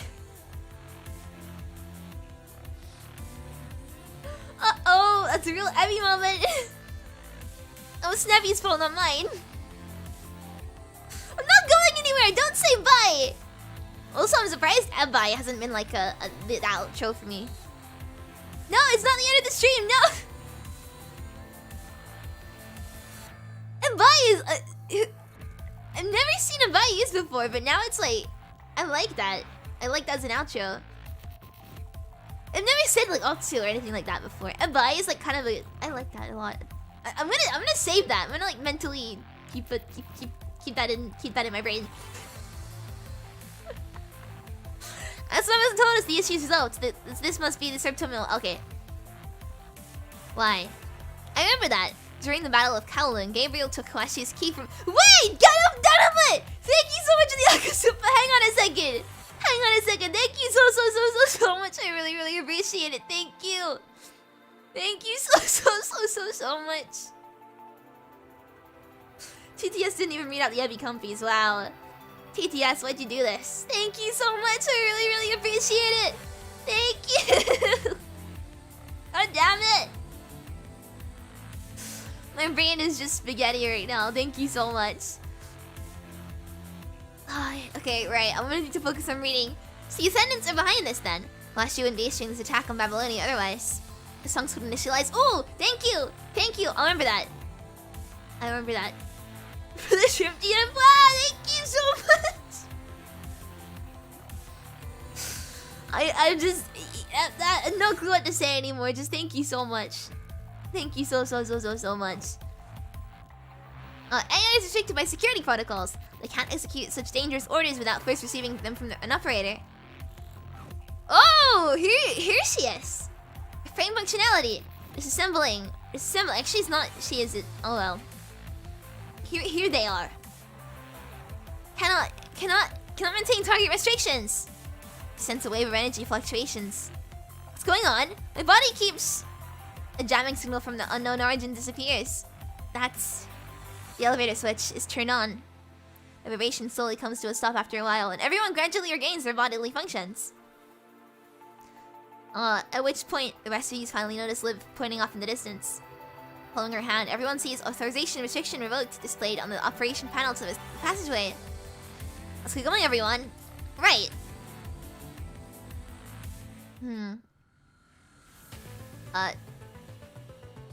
Type 2 fuel batteries have arrived. They'll use all sorts of pronouns for Ushio. Okay. I'm just gonna use whatever I feel like. At this point, I don't know now. It's just Ushio is Ushio. That's all I know. What the hell are you doing? You can't make two different transformers. The bridge blows up. I'm not footing the bill. I love Karen so much. Connect the jumper and crank up the voltage. Are you crazy? If you blow up the immersion chamber, you'll sever all the power. We can't wait. 5 more minutes and the voltage will go below the red line. Forget it. Don't worry about it. If it blows up, it blows up. It can't last for another minute. If it can't last for another minute, then there's still a minute longer. British Karen. I love British Karen. The area infiltrated by the subterminals is in danger. Calling all subterminals to provide protection. What's happening? They found the access point and the location of the subterminal. But you said everything was under control. I miscalculated the capabilities of Grey Raven. It appears that their maneuver and strength have improved since the battle in Kowloon. Is the database outdated? It seems highly likely.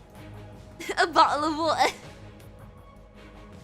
Carrot's cool. I really hope they make her British if they do an English dub. Are you hiding something from me, Horseshoe? I cannot understand what you're implying. I have more important things to do than explain myself to you.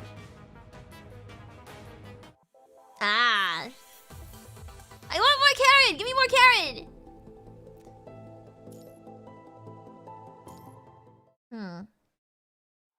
Meanwhile, Murray has already disassembled the large terminal in the archives and connected cables of various sizes to a peculiar-looking module. He looks at the jury-rigged bionic access terminal and smiles wryly. Looks like this is the only place to infiltrate Gestalt without being detected.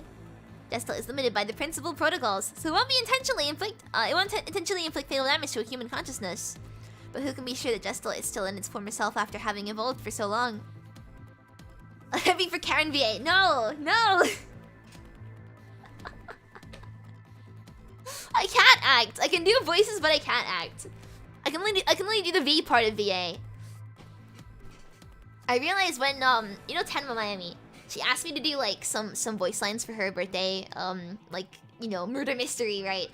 And I realized I can read them, but I can't act them. I can do the voice part of voice acting, but I can't do the acting part because I don't know how to read tone.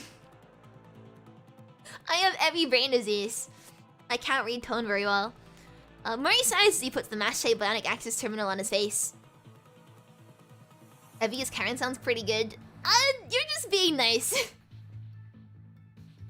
You're just being nice to me. I can't act. I can do the voice part of voice acting, but I can't do the acting part. I would do Karen a disservice if I voiced her. Upon doing so, Murray is removed from all his senses and his consciousness falls into a vortex of emptiness. There's only one thought left in Murray's mind as he falls. If this is what you feel, what convicts feel when they dive in, then Lee, I don't envy you. If I had a choice between infiltrating Gestalt and negotiating with some strange ascendant, I'd probably choose the latter. Okay, but shut up because it sounds good. No, it doesn't sound good. The vortex subsides and Murray finds himself once again in Babylonia. Time to get to work. Well, Gestalt is busy dealing with the intruder and the Grey Ravens. I'll see what secrets I can uncover here. But before I do, I need to be prepared. Murray reaches out with both hands towards where he entered, and he opens his hands as if calling upon something. Start the fuel band lockdown procedure and activate safe module for this block. This will deactivate the normal immersion disengagement procedure, but that shouldn't be an issue for you, Lee. Let's see how Commander Nicola's minions will react. After all, only by activating security mode can I cover my tracks. Just do multiple takes and you're good. Yeah, but I can't. Like, I can't read tone very well. I really struggle with it. I can do the voice part, but the acting part's difficult because my brain doesn't understand like how to read certain like emotions out loud. When it's me doing them, that's really fine. But like actually reading something and understanding the emotions behind it is kind of like hard for me. What's the signal? What? How do you look at British? Like what? Take a look. Asma points at the screen, which displays a little dot hovering around core S42. What's this? It just appeared. That shouldn't be that. The floor is highly isolated. It shouldn't be accessible to external entries. While they're busy figuring out the source of the signal, the screen turns blank right before their eyes. And then the screen displays a massive warning. Connection rejected. What's going on? Switch to jump to LX12A. Connection rejected. Then add XK6 and bridge it directly to Gestalt's maintenance interface. Connection rejected. The fuck? Thank you so much, KO for the super chat. Thank you. Questioner shows they haven't EN dumped as a suggestion. Let's bully Crow into Evie as Karen. No! Thank you so much. I really appreciate it. Thank you. Thank you so much. Like, they have their own, like, they probably have their own voices in mind for the characters. I only read them out loud. I would not do Karen justice if I did it. Don't get me wrong. I've always wanted to voice act, but I just can't do it very well. I wanna learn how to voice act properly because it's always like really cool to me. You know, but I couldn't. No, I don't. I feel like I'd do Karen like I wouldn't do her justice. How do I say this? Thank you so much. I really appreciate it. But no bullying Kuro. Kuro cool. I love Kuro game. But don't bully them. This is not an external problem. All interfaces have been disconnected internally. It seems like no one but those already inside can tell what the internal situation of Gestalt is right now. All we can do is maintain power and give them a chance to disengage. Scanning complete. No anomalies detected. BBA for next PGR S-Rank. No!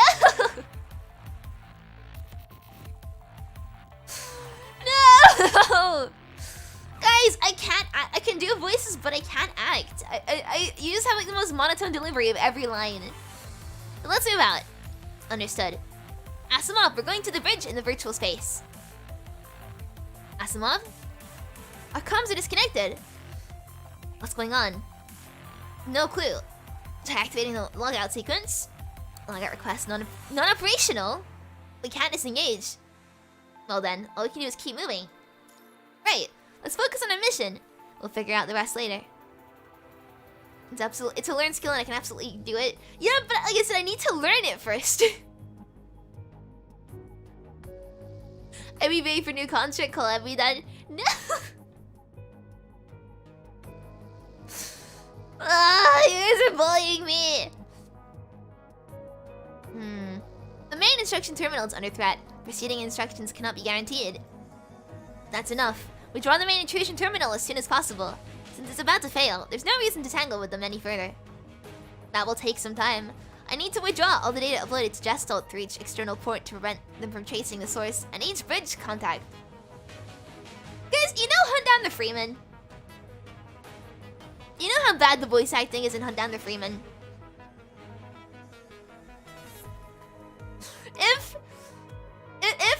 If you wanted me to voice a character from PGR, it would just sound like Pyrocynical voicing characters in Hunt Down the Freeman. It would... The aliens are coming, whatever the line is.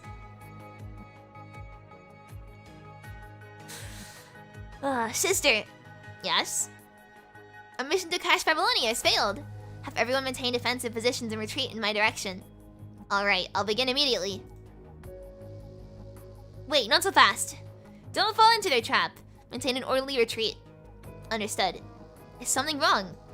Gabriel and Roland both took a detour on their way to this. Why am I not surprised? I see. Are we for 21 then? What makes you think I can do a 21 voice? Her voice is like really cute. What?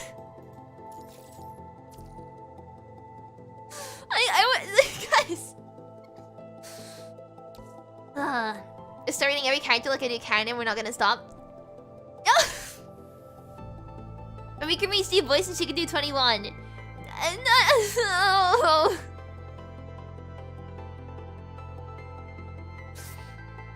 God damn it. Right, time to fight. We're putting Lee in main position. Let's Celica. Celica already has an Ian voice. A hostile presence detected within proximity. Found you. Looks like we can't just ask you to give up the invasion yourself, now can we? You have no authority to issue that order. And we have no other choice. If you continue to be hostile, then I also have no other choice but to counter with force. Bring it on. Whether it's for Babylonia or to find out the truth, we'll stop you. If you continue to stand in my way, necessary means will be carried out. This is the only equivalent of having you looked in the mirror recently. I can't listen to my own voice, I cringe too much. The culprit is right behind this door. Right. It's flashy bullying time. Whoa! It's weird seeing the inside of Babylonia like this.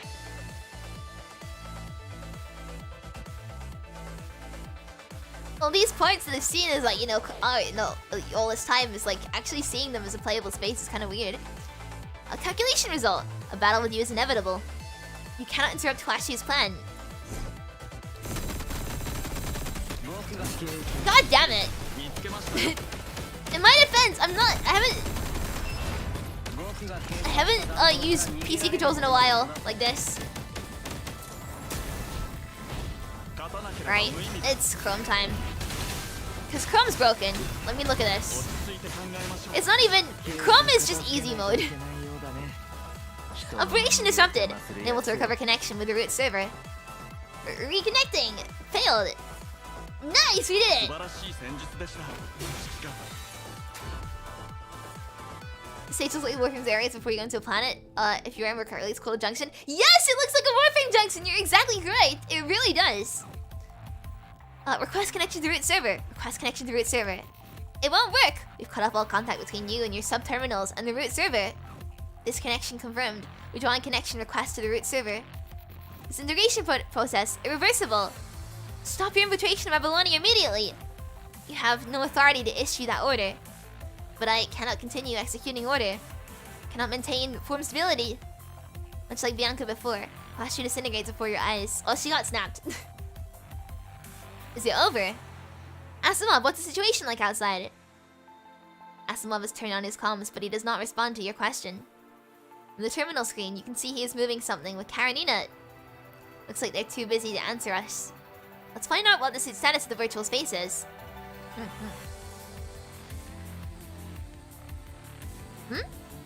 That's... Liv leans over and picks something off the ground. Liv? This is on the ground after Hwashu disappeared. Liv holds a peculiar fragment in her hand. Is that a data fragment? Why did it drop this when the other one? You're right, the other one didn't drop anything. We got loot. This is like our boss drops in Genshin. We have loot now. Can you analyze it? Let me see. It's a set of coordinates, but I can't decipher the last 2 data points. Maybe the fragment was solidified within the core of the subterminal, and it was damaged when the core disintegrated. How accurate are the coordinates you can retrieve? I can narrow it down to an area of about 5 to 10 square kilometers. That should suffice. How's everything going? Hey, Asimov! About time we hear back from you. We just finished preparations for you to leave the virtual space. What's the situation with Babylonia? We managed to start ascending. Yes! We did it! We won't be able to return to low Earth orbit anytime soon. At least we stopped losing altitude. Well, that's good news. She was the one who infiltrated Gestal, and the subterminal dropped this, Asimov. Coordinates? Wait. Prepare to disengage from the virtual space. Right now? Yes, right now. President Hassan wants to see you. Oh! If that's the case, then let's get out of here. What's going on? I can't get you two to disengage. Why can't I connect with you? Oh no, are we stuck in here? If you meet Asimov IRL, you'll stuff his mouth with food. Bro needs to eat. He's fine. He's just like a little bit on the thinner side. Asimov, like, probably looks more like V from sorry, everything. I just compare everything to V from Devil May Cry, but like, you know, very cool. He probably has coffee and cigarettes for breakfast. I don't think Asimov would smoke, but I think he definitely has coffee for breakfast. Coffee is a full meal for Asimov. What? Looks like a part of the full ban lockdown procedure is still in effect. I guess we're stuck here. Don't worry about the lockdown for now. Lee, go to the terminal in the virtual space to synchronize your data with me. Gestal is operating normally now, so if the usual method doesn't work, I still have another way. He quickly approaches the terminal and begins operating it. I'm ready on this end, Asimov. Are you ready to start the handshake protocol? Begin. Establishing handshake protocol. Integrating signal via side link. Signal requirement 0.7%. Signal requirement 14.6%. Since we can't use the main channel, it's gonna take a bit longer. Here we go! I always wonder what this song is from. He's so cool! Why is he so cool? Warning! Unauthorized flood inflow detected. Emergency safeguard activated. I like how, okay, almost looks like Liv is reaching out for Lucia, but they're like separately. They're standing separately. Damn it! Now the Gestal is fully operational. It's treating us like junk data. Asimov, think of something. Signal requirement 41.03%. Signal requirement 44.27%. You begin to feel a virtual space around you, peeling off layer by layer, revealing the underlying data. We're running out of time, Asimov! Hurry up! I'm struggling to keep in sync! Tell me something I don't know. Signal requirement 61.3%. Signal requirement 66.09%. Looks like we have no other choice but to offend Gestal a little. You notice that the crumbling areas around you begin to halt. And look at it! You can see at the top! It's so cool! Wait! That's really cool. In some places, it can revert to looking like Babylonia. What did you do? I pitted part of Gestal's firewalls against itself, which should buy us some time. Signal requirement 74.12%. Signal requirement 86.37%. Asimov, we've reached the minimum requirement for the disengagement procedure. Then begin this disengagement sequence. But I should warn you, your mind might experience a slight deviation. Just like that, everything around you falls into darkness. Just like when you first began the immersion process. Importing memory. Administering tranquilizer. Brainstem bridging link complete. Initiating consciousness update. Allocating memory. Loading virtual presence. Loading complete. Initiating virtual spatial retrieval with Spear of FOS. Complete. There we go! I'm really enjoying this. Like, way too much. PG on a Sunday, yes! I couldn't not. I've been missing this game so much. I need more excuses to play it because I miss Lee. Did we fix things? How are they looking on the surface? Or not on the surface, like on the surface of Babylonia. 10 minutes after the Grey Winds have left the immersion frame. President. Considering the sudden nature of the occurrence, I'll keep this briefing short. Flash's intrusion was connected to multiple access points. Even Asimov couldn't determine the actual location of Flashu in such a short time. But the coordinates you acquired may be an important lead. You mean it's time to take the offensive? Is this data reliable? Good question. We've been thinking about whether or not they've set another trap. After referencing the local data, we found the coordinates left by Flashu are consistent with the possible base of several ascendants we checked earlier. Even if these coordinates aren't where Flashu is located, they may still be the key bridge access point. That's right, key bridge access point. Sorry, I just like the mental idea of Hassan, like, he's struggling with technology. He's like, what's it called again? What do you kids call this thing? Regardless, even if it's just an empty husk, it's still heavily associated with the Ascendants. This does pose some risk, but it's a risk we have to take. With this opportunity, we've never been closer to the Ascendants than we are now. Even if we can't eliminate them, we can at least clear up the mystery surrounding them. As for the potential risks, we can minimize it with a swift and efficient operation. We'll strike them before they even have time to react and complete our mission. President, in the virtual space, we ran into Flashu, correct? Although that was most likely just one of Flashu's subterminals. You've all seen what the Ascendants are capable of. You saw them steal Flashu's key during the battle in Kowloon. After that, Luna successfully launched an attack on New Murmansk. Although we've already tried our best to save as many survivors as we could, with the Forsaken and Forest Guard, the ARU still suffered considerable damage. She decimated a large area around the Research Institute. How can that be? The Forest Guard that arrived on the scene provided us with a report of the situation. According to the damage in the statement from Stason, before he passed out in the ICU, Yusen installed the experimental high-energy antenna cluster from the ruins, just as we suspected. The experimental high-energy antenna cluster. We couldn't get any more information out of Stason. After all, even the doctor doesn't know if he'll ever wake up again. Judging from what happened to you, the reason why Flashu can invade Gestal probably has to do with the antenna cluster taken by the Ascendants. Is Flashu working for the Ascendants? At the very least, the order to infiltrate Gestal comes from them. Oh, by the way, Gestal's returned to normal. I slightly modified the computing power and adjusted the parts of the Sphere FOS can use. In conclusion, we know what the Ascendants were after this time. It also has provided us with decisive intel. That is, the coordinates you obtained. The coordinates point near City 075. City 075 isn't that... It's not exactly next to it, but you're right. It's the ruins of the 0-point reactor. Ah, okay, interesting. We'll take care of Gestal. You, on the other hand, are tasked with investigating the coordinates.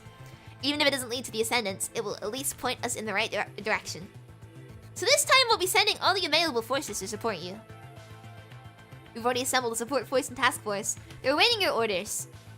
Commander Nicola, it's about time. We can't just be amassing forces. We can just strike when it's time to strike. We can't let this opportunity slip through our fingers. Advocating peace doesn't mean giving up the fight. It's also time for all of Babylonia to realize what we're up against. In short, all of Babylonia is ready. Then, let's begin. Ah, this is so cool! After Hassan gives his orders to everyone, they proceed to their posts. President, we're going to begin our preparations. Go ahead. But Evie, stay for a second. Why me? I should let you know something before the mission starts. Understood. Should we stay here? I'm not sending Evie away on another mission. There's just something I need to tell your commandant. Will you give us a moment? Understood. Oh. Bye, everyone! The three Ravens give a brief but firm nod, then turn to leave. The dapper gent with the eye patch would be a wonderful father figure. Thank you for the stream, lovely friend. Aw, thank you. Hassan's really cool. Like, he's like, he's doing his best. He's kind of cool, but yeah, he's way better than he's way better than Collins or Nicola. Oh no. It is not until the 3 Garivans have exited the bridge does Hassan turn to face you. Looks like my hunch is correct. Huh? Remember the thing I sent you to do alone? I gave you some temporary clearance for the sake of training and other considerations. It gave you access to something you shouldn't have found out. As you know, there's too much information in Babylonia that could not be brought to light. But on a battlefield, the lack of crucial information can cause irreparable consequences. Hassan stops and closes his eyes for a long time. But didn't we just establish that he doesn't have eye? He only has eye. Hassan stops and closes his eye. Finally, Hassan's deliberation ends with a sigh. Are you sure you still want to do this? When Hassan sighs, Asimov slowly walks out of the corner, understanding the implications of his sigh. Sorry, I shouldn't be, like, being mean to him. He's kind of cool, but... Yes, they were the first to show their hand, so we should also be fully prepared. This incident is likely to be an important point of progress for us in this war. Asimov, it's time to give it to Ushio Ebi. What do you want to give me? A double-edged sword. It will either be your key to victory, or it will be the thing that destroys the Grey Ravens. Oh. Is it about her? Yes. Since her famous... Okay. Intelligence Agency Archives. Citing profusely, Murray rips the sweat-soaked mass terminal from his face. Phew, good thing I made it. He removes the memory drive. Memory drive! He removes the memory drive! From the terminal and pockets it. That was a rare sight to see. Time to make my gateway. I have to get out of here before the intelligence department has time to react. Mori kicks the scattered terminal into the gaps between the equipment with his heel, straightens his collar, and walks out of the archives. Outside of the archives, he's surprised to see someone waiting for him. Valeria? Who's Valeria? Wait! Okay, it's in Valeria there, but like... Valeria is the name of someone in Space Lords, which is also... She's also like a robot. Space Lords is a game I used to play when I was like younger. Sorry, I'm stupid. Sky, what a coincidence! You have a mission here as well? Yeah, Valeria! This is I really like this name. Sorry, that was the reason I brought it up, is because I think the name is really cool. I didn't really like Valeria. I went back to watch more Space Lord stuff after talking about it during that Warframe stream like a while ago. And it wasn't as cool as I remember. It was mostly just like my memories, you know, playing it up. But the name Valeria is kind of cool, so... Now talk Awu for one character dialogue. No! No Awu talk. Hand it over. Okay. Mori takes out the memory drive from his coat and hands it to Valeria. Commander Nicola thanks you for your cooperation. I'd be happier if he committed it personally. It's not my problem. It must be hard for you to obey the commander in such capacity, huh? 4 invisible indentations instantly appear on Mori's neck. Don't get me wrong. After all, I'm also working for the man. Now, would you please remove Bajis? Is it Baji or like Baji? I don't know if like what language this name comes from, so I don't want to mispronounce it. There was little tentacles from my invisible tentacles, huh? From my neck. Baji. What a bore. When can I kill the funny guy? You'll have your chance. Release him. The indentations on Mori's neck fade away, revealing a camouflage tentacles. A peculiar-looking construct appears along with them. Baji, it's Chinese. Oh, it is Chinese name. Okay, so the neck is Baji. In that case, shall we go find some other unlucky vermin to kill, Captain? I have no interest in those I'm not allowed to kill. Fine, but first we must complete our delivery. Baji releases the tentacles around Mori's neck, then turns to leave the archives of Valeria. After watching them leave, Mori touches the suction marks on his neck, then clears his expression. That wasn't exactly how I pictured it ending. But that counts as completing my objective, I suppose. We're back. Prepare our defenses. Is that necessary?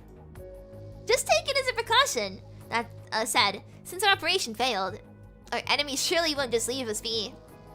I like the idea of a concert with invisible tentacles. That's kind of cool. Oh no, your imagination! Oh no! I have successfully relayed the information. Next, I will begin simulating Babylonia's operation after they receive the data. Oh, wait! So they dropped the data on purpose, then. An hour later.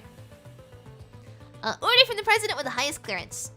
From now on, all inbound and outbound routes for Babylonia are under emergency takeover. Deck control team, please arrive at your stations within 15 minutes. First outbound flight, T-minus 20 minutes. This is not a drill. Repeat, this is not a drill. A massive transport craft is lifted out of the basement by an equally massive elevator.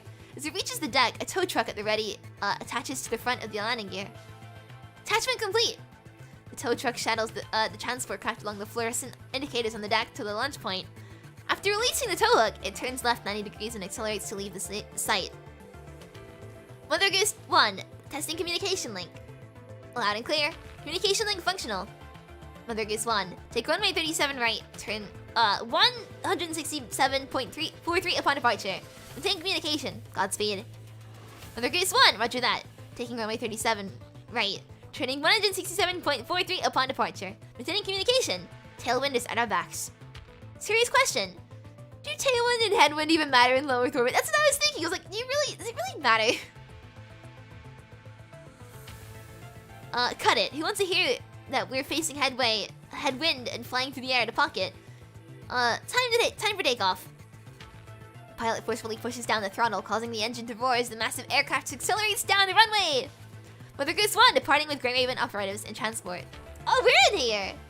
Assemble the deck control team and prepare for the next departure in 5 minutes. While the deck is busy with inbound and outbound flights, the launcher below the deck also remains ready. Ranger 1 to Ranger 16 prepared for launch. Copy, launch after Mother Goose 1 has cleared the deck. T-minus 2 minutes. Roger, what's the situation in the target airspace? Situation unclear. Please be prepared for all possibilities. I knew it! They wouldn't send the Rangers into battle otherwise. We're the best fighter pilots around. This is the kind of mission for the Rangers. If you encounter enemies, avoid unnecessary confrontation. Your top priority is to escort the transport craft. Got it, got it. Take off as a go. Ranger 1 to Ranger 16, prepare for launch. Alright, boys, it's showtime! Oh. What is it? They disengage from immersion too quickly, which means... Huh? Their perception of reality may still be affected by the virtual space. Oh, okay! Is it like if you've been in VR for a while, you start having like depersonalization? I guess that's kind of the case here. Alternatively, if you get really tired like I do, you start thinking that you're not alive. Like, how do I say this without sounding like I'm insane? If I get really tired, everything feels like a dream. Like, it just feels like I'm disconnected from the world. It's a very weird feeling. Which I think is probably how you feel if you've been in VR for too long as well. Well, it should be no problem while they're in the transport craft. The moment they reach the ground... Get to the point, Asimov. We should consider temporarily uploading the Sphere of FOS to their command links. In that way, they can at least deal with the situation unhindered. Moreover, as long as they connect to Babylonia, they can use the additional functions of the Sphere of FOS through Gestalt. Do as you see fit. I'll prepare a liaison officer for you. Speaking of VR, I've been considering getting, VR headset recently. I keep thinking about it, right? Because I really want to play Half-Life Alyx, but I'm not sure if I should go for an Index or for, like, stupid, Oculus that isn't called Oculus anymore. It's called Meta, but I don't want to call it that because I hate Meta. I'm not sure which one I should go for. Is anyone here, like, experienced with VR and can, you know, like, offer me suggestions based on what I might need? I would appreciate the help, but yeah, I'm not sure which one I should go for. Here we go. 10 minutes after the Ravens have left the immersion frame. President, considering the certain nature of the occurrence, I'll keep this briefing short. Flash's intrusion was connected to multiple access points. Even Asimov couldn't determine the actual location of Flash in such a short time. But the coordinates you acquired may be an important lead. You mean it's time to take the offensive? Oh, okay. We've already done this, haven't we? The question we think about whether or not they've set another trap. Same, you physical Oculus and Meta too. I've already done this? I thought it's just like a recap or something. During the local day, we found this coordinates up by Hashio consistent with a possible base of several tenants we checked earlier. Oh, come on, have I done this? Come on, because on the same note, okay. It's weird. Oh wait, is that the end? Oh, that's the end! We done it! Nice! When he finished the section, I didn't realize. I was like, I was expecting there to be more stuff here.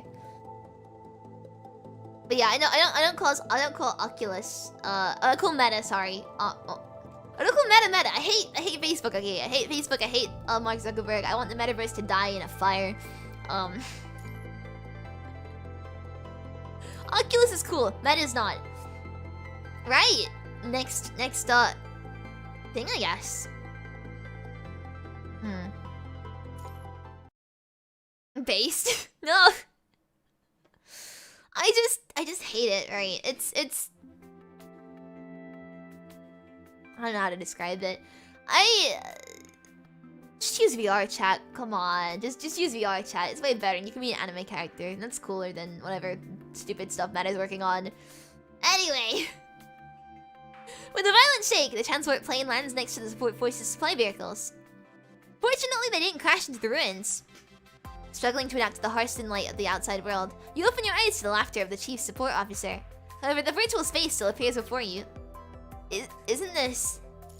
Never mind that. Come with me. We have important matters to discuss. Library Bridget, you four enter the supply vehicle. Based Epi for president? No! The punishing virus concentration has nearly turned this place into a dead zone. You'll need to strengthen your Imber device. I'll take your team there. Just wait here for a minute. Before leaving, she rummages through the mountains of supplies for a few seconds and pulls out a protective suit. I want more Karen! I want to do the British accent again! Here's your protective suit. You just finished improving it a few days ago.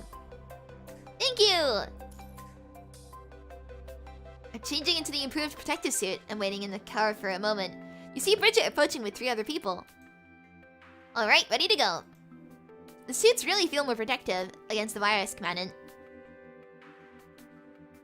Your Imber devices have been enhanced, but there's still a limit. If you see something too dangerous, don't let curiosity get the best of you. Well, be careful. By the way, we have more serums ready for you before you go. That's very thoughtful. We just got more in stock is all. Another thing, Asimov told me about the trouble with your vision. Just wait here for him to contact you. You want playable Noctis first? I want playable Noctis. I really would play Noctis. Every got 7% reward, also every unless you finish. No! Okay, right. This game kind of gaslights you sometimes because the percentage and like your actual focus on the story are different things. Sometimes it'll say you reach 100%, but there's still an extra node to go, right? So I thought that was the case here. I thought it was like a bonus, like, you know, after story node. Like, I felt like that was it. Yes, that was my... That's what I thought. I got confused.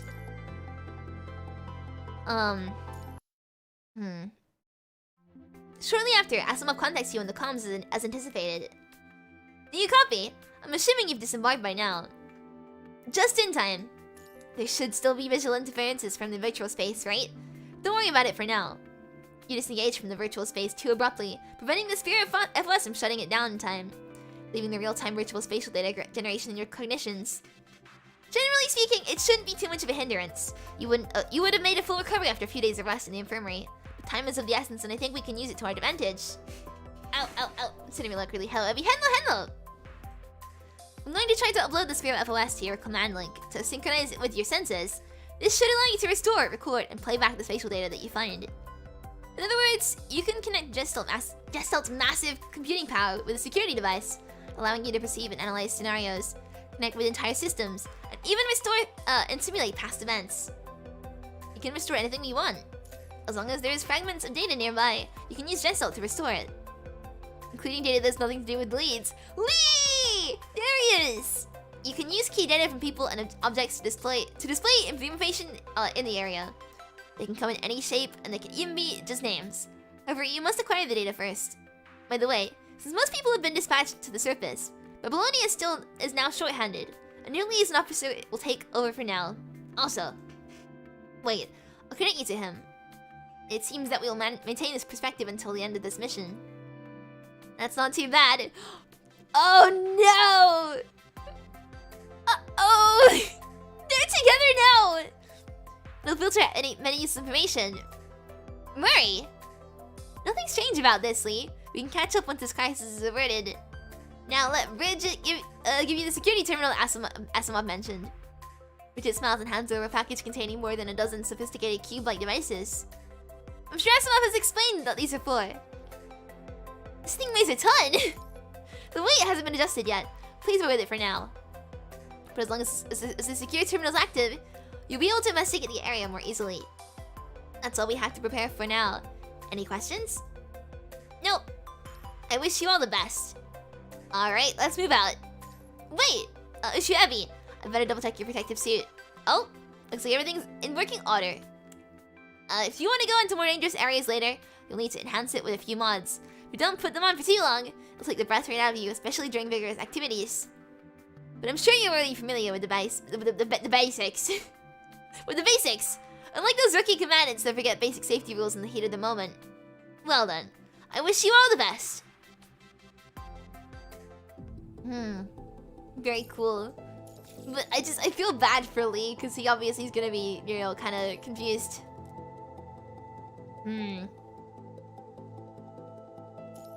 Alright. Basic. Look, it's just, I had a weird tongue twist. Karen and Evie's trying to escape in British. No! I do want to do more British accent though. I wanna go back to sounding British.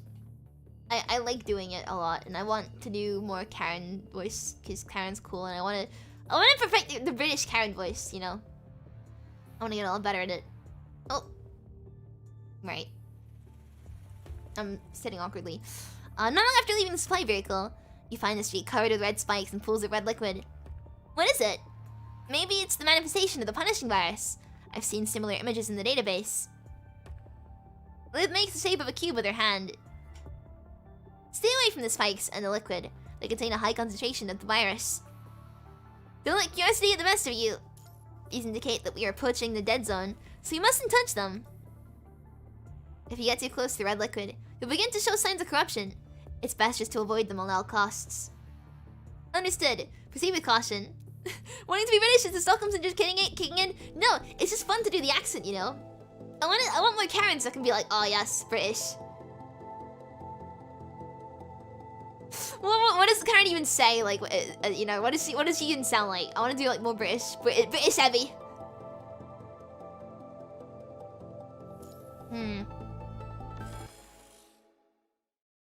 A horde of corrupted is gathered in this area, but there aren't that many virtual protections appearing.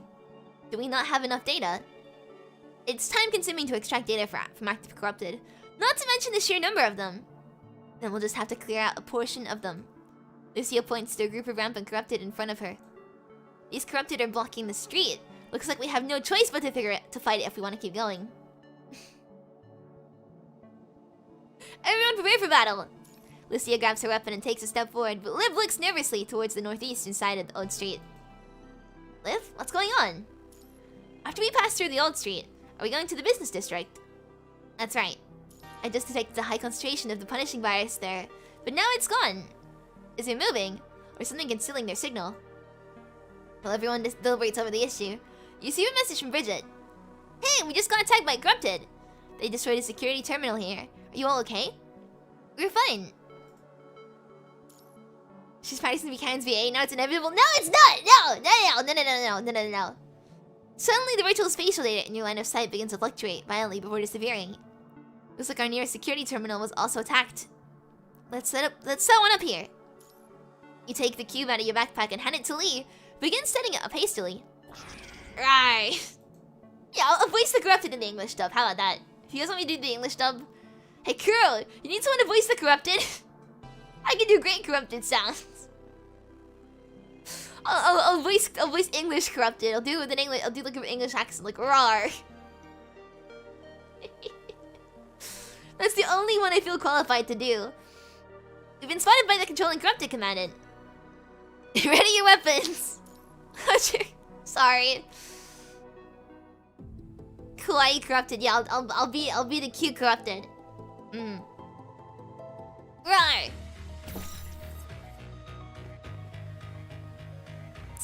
It's like with the with number 21 when I just keep going, yeah. Too many corrupted here. We can't avoid a fight if we want to set up the security terminal. Raw in British, it's just raw. Raw. Might cut out again, damn it! Ugh. We'll make sure Lee is safe. I'll leave the rest to you. I got this. Oh, okay, this is bad. The group is bad. I understand. Thank you so much, Feelings, for the super chat. Thank you. Ian Corrupted Edition button. Thank you so much. I really appreciate it. Thank you. Hey, double E. Nice.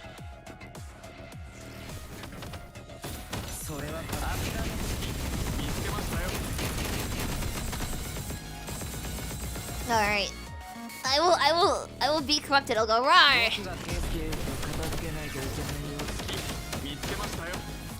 This music's so good as well. I haven't heard this song in a while. I miss it. This almost sounds like Skrillex. Like it sounds like synthwave Skrillex. Synthwave like old Skrillex, you know. Help Lee out a lot. Yeah, I want to help Lee out. Lee's awesome. Like the chord progressions sound like old Skrillex, but it's obviously like more synthwave. So it's basically just like, you know, the combination of the two. It's very cool. I suggest installing a backup security terminal. Better safe than sorry.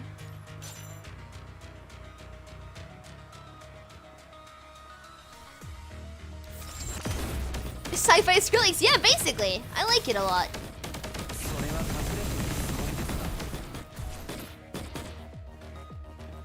And we have red mold. No!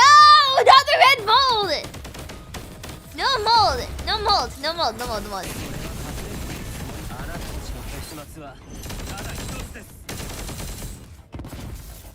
So good. Skrillex on the ADHD, no.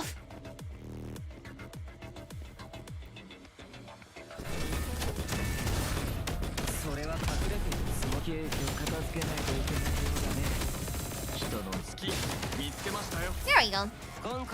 Okay, we use the Roomba. No, there's no Roombas in this game, damn it! No! Oh. After finally putting an end to the danger, Lee finishes setting up the security terminal. Security terminal activated! Establishing connection. As the terminal signal reaches full strength, the virtual protections begin to become more apparent. It's my sigh of relief. There's a lot more corrupted than anticipated. Why are so many of them gathering here? Let's continue to investigate the ruins here. There may be some clues. Before Liv can finish, the expression on her face drops. I detected a large concentration of the punishing virus to 10 kilometers away. It's approaching quickly. With a size that big, we're going to be devoured. Is it coming from the high viral intensity region you detected earlier? Based on its path, it appears so. As Liv speaks, she quickly assembles parts of the reinforcement mods. Hurry and reinforce your protective gear, Commandant. Our enhanced devices can still hold out a little longer. Okay. Liv helps you reinforce your protective suit quickly. A sense of suffocation weighs on your chest. How long can we survive in this level of concentration without current protective equipment? The probability of a successful retreat is 41.32%, but a high concentration of moving punishing virus is sure to be accompanied by something more dangerous. It opens a small compressed air cylinder and connects it to the protective equipment. The small cylinder only contains 20 minutes worth of air. We need to hurry up and think of something. Breathe slowly. Predicts in the usage time. Can you chart the quickest escape route? It's moving way too fast. We won't outrun it. What can we do? We at least need to get Commandant to safety. If we aren't fast enough, there's no way a human can get away. Then carry me, Lee. Pick me up and carry me! What the hell is it? According to the patterns observed, it doesn't appear to be following an individual, nor is it expanding outward. It's like a tide heading straight for us. Think it might be that red liquid we saw on the street? But liquid can't flow upward. There must be something we don't know. How high off the ground is the tide? Currently 4 meters, give or take. We evacuate to higher ground. Scanning for buildings over 4 meters. There's an abandoned hotel in the south with solid floors above the 2nd level. We can reach a safe height if we head there at full speed. Let's go then. But a section of the ground floor has collapsed. I don't know if the stairs are still intact. It's our only shot. Even if we can't take the stairs, we still need... Hiccup, sorry, 1 second. Bridal carry Lee when? I would love that so much. Technically, didn't he do something like that during the double seventh, or did I misremember? I think in my head he bridal carried, but I can't remember it very well. Oh, that was Chrome. Never mind. That was Chrome during the what's it called again? What was this update called? I've forgotten it. Name of it. Chapter 14. Right. Even if we can't take up the stairs, we need to go up there. Even if we have to climb the side of the building. A wee bridle carried him. That was it. As Liv expected, you arrived to find the interior damage from an explosion. The stairs and the outer walls on the first 2 levels have also collapsed. To no one's surprise, the elevator's out of service. Echo, are you hidden? That was it! Let's climb. You 4 quickly run outside and start climbing the intact side of the hotel.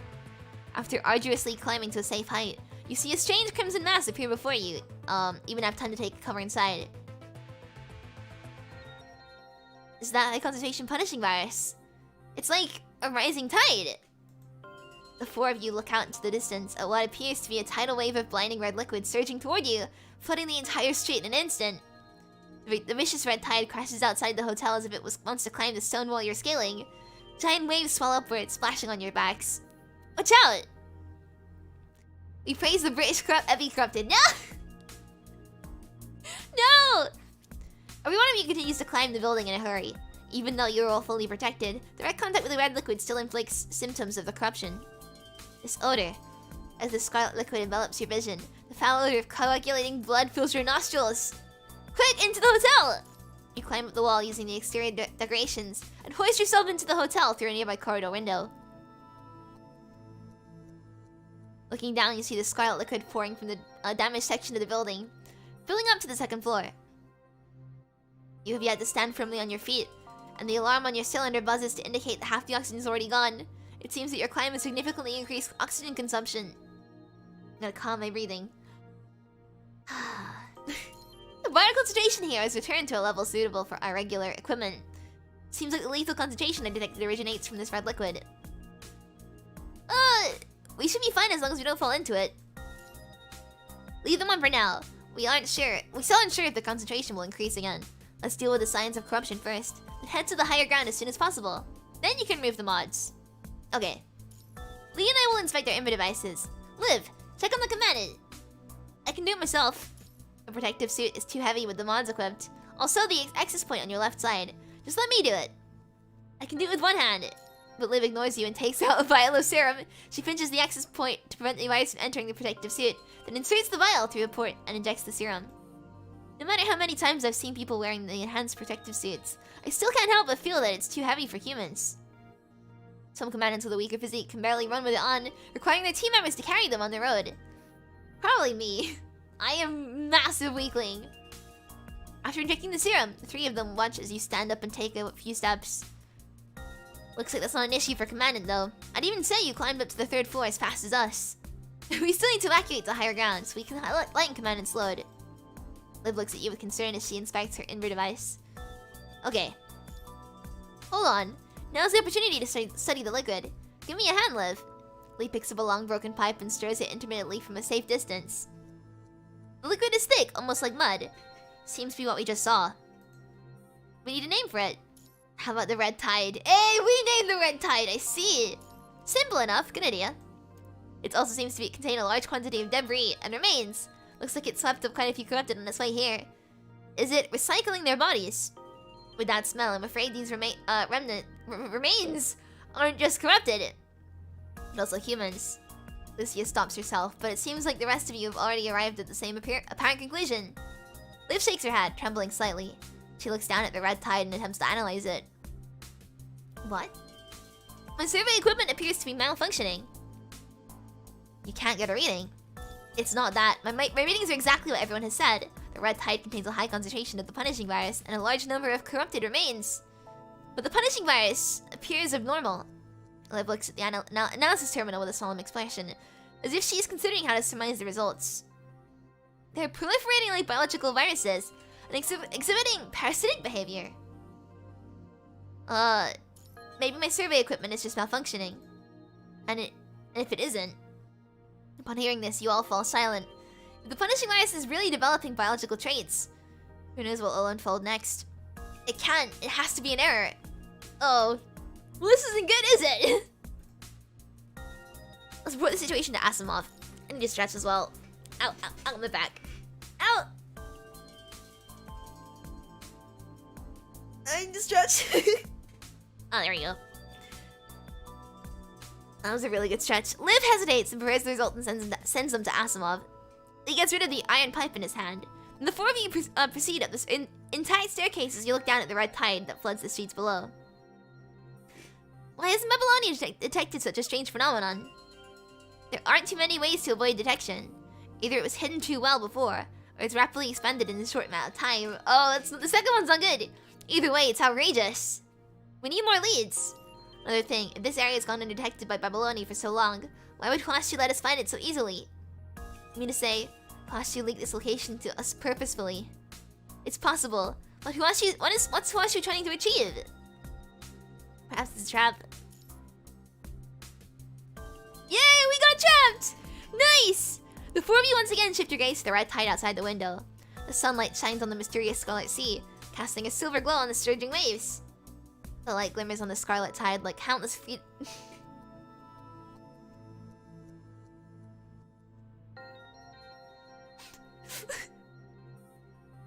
What? What is this simile? I'm sorry. What? What?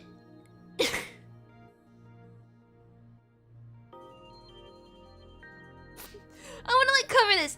The light glimmers on the scarlet tide like countless fetuses. Huh? Opening their starry eyes and thick plasma. This is not something that people say. What is this simile? Who goes, ah yes, the sea looks really shiny, like a fetus. Huh? The light dissipates throughout the tide silently, tumbling in the bloody, boiling stew alongside the drowned remains. The four of you gaze into the red tide of life and death, just like how it gazes back. Following the strange gaze, a faint voice flows into your ears out of nowhere. Help! Who's there? Help me! Oh, it's the red tide talking, great. The sound is like sea foam dissipating in the wind, drifting among the crashing waves. You wait with bated breath. You see nothing but the waves. Liv! Scanning the surrounding area for signs of life. Liv searches intently, but she sees nothing but the four of you. I haven't picked up anything. Where's it coming from? As you four are lost in thought, the faint voice disappears without a trace. What was that? It's the red tide! If the kite didn't come from within the red tide, maybe it... Standing by the corridor with the window with the rest of you, Lee shifts his gaze to the stairs. You mean it's coming from another floor of the hotel? Let's check it out. On it. I just want to know... Fetuses, why fetuses? Oh no. Climbing up the long and narrow steps, you come upon a relatively safe area, finally allowing you to unload the heavy mods and empty air cylinder. You search all the accessible floors but find no one. Only the rooms lying in ruins remain unsearched. You need to think of a way in. But there aren't any signs of activities in these rooms. No signs of activities. Correct! Maybe the person that cried for help is already... Oh. I can't reach Bridget, and we can't get away from the red tide. Well, let's still check them out then. The wreckage in front of you looks like they were once from a pile of a furnace intentionally placed there to block the entrance before being blown to pieces. Let's clean up the debris first. The four of you use improvised shovels to clear out the debris in the corridor. Repeat after me. I don't recognize the body in the water. Oh no! Opening the doors, you find what appears to be similar storage rooms one after another. In the last room, old daily necessities are littered throughout, accompanied by stacks of storage boxes. Several work uniforms discarded in the corner have grown moldy over time. An old polymer screen that seems to separate a changing area for the employee stands resolutely in place on the other side of the room. Lee steps over the scattered objects and pulls the screen away. Huh? What is it? Seeing his odd expression, the rest of you rush over to him. Behind the screen, you see a conscript and a human in commandant uniform. What's the conscript squad from Babylonia doing here? They weren't the ones calling for help, were they? Looks like the commandant must have been dead for over a week. Oh. I heard from another squad leader that a squad came here on a mission, but never returned. Is this them? Do you think there are any others? Can we recover the virtual protection? Yes, but we're already out of range for the security terminal. We should set up another one here to boost the signal. Alright, it should be safe here. We'll leave it to you, Lee. Lee nods, then he pulls out a security terminal from his bag. Oh, right. Any response from Asimov? Not yet. There's a lot of signal fluctuation here. We'll have to wait. You nod to Liv and quietly watch Lee operate a delicate structured security terminal. Security terminal operational. Select an area to retrieve data. Just retrieve data from the last day they were alive. Acquiring target data. Complete. Generating image from data. Complete.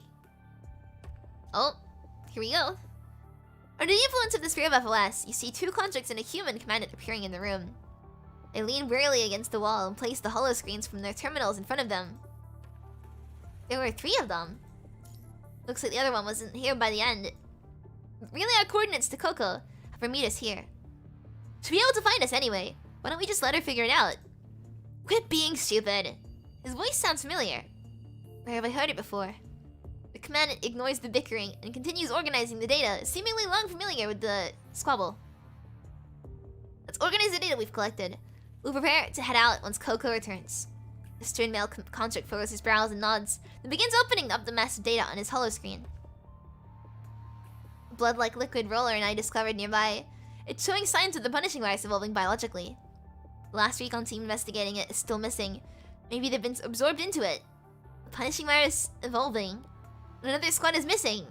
Absorbed into it. Yeah, so this is cool because we actually have the hindsight of knowing this is what happens after, funny Selena story. The information from this one sentence is enough to fill the 4 of you with the same dismay as the 3 people in the projection. We've sampled that liquid just a few days ago, but it's now 3 times the size. It can cover an entire block now when it gushes out of the ground.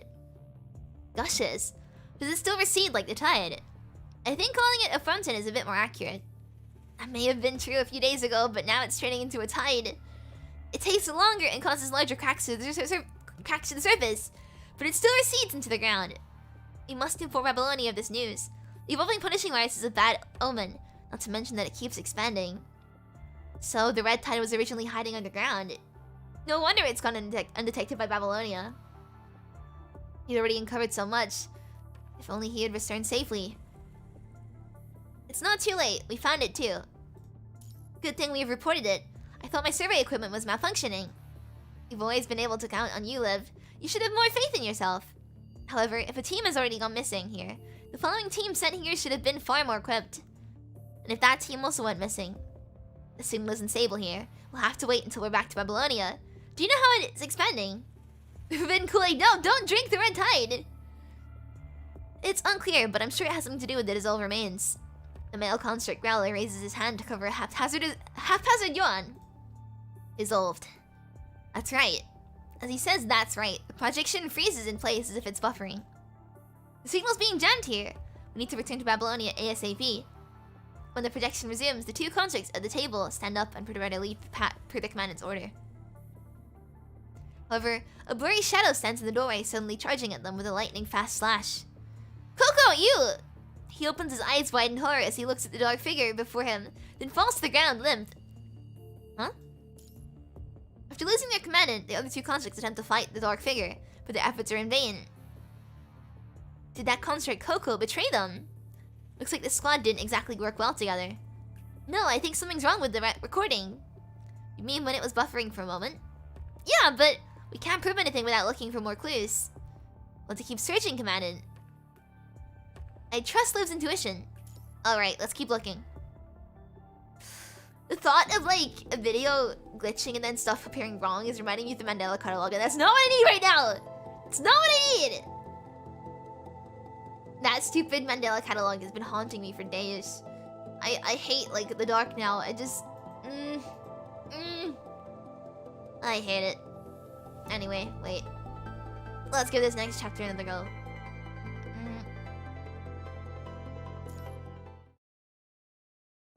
After removing the mini storage terminal from the square auxiliary device, the security terminal connected to the sphere of FOS gently vibrates. New recording found. Update the currently generated projection? Update. Receiving the order, the sphere of FOS begins regenerating the projection. Broadcast the updated segment. The updated data is available nearby. Please proceed to the location to view this updated segment. The indicator flashes, predicting a virtual path leading to the employee lounge. Looks like Liv was right. That's right where the arrow was. That's right. After... Oh, hi! After finishing his line this time, the door swings open and a small girl runs in from outside. A mechanic block floats around her, resembling an auxiliary device unique to her.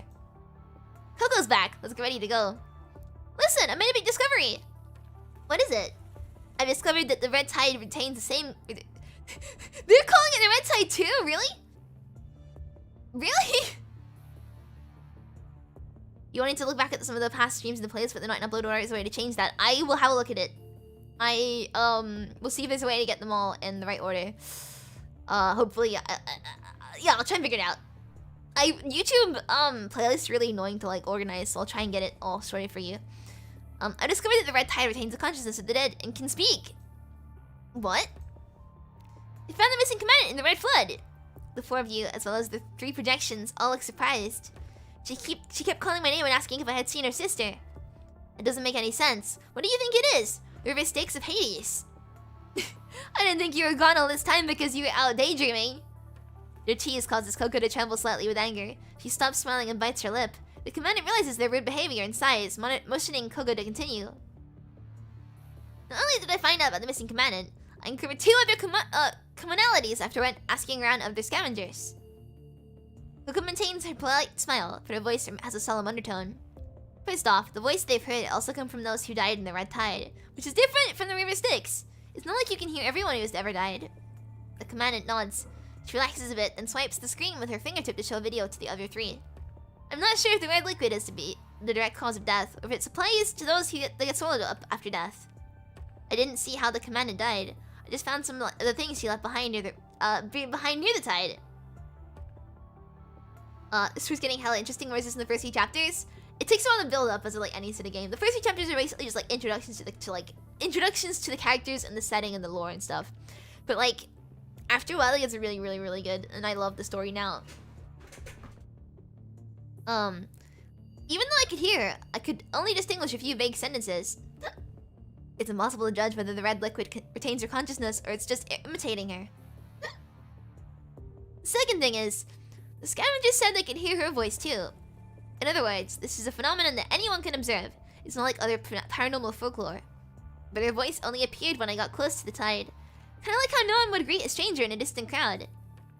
What do you mean? I would if they're good wow! Well then, and let it kill you so we can see for ourselves. Hearing this, Rowley drops a smile and looks down at the ground. With that, the room falls quiet.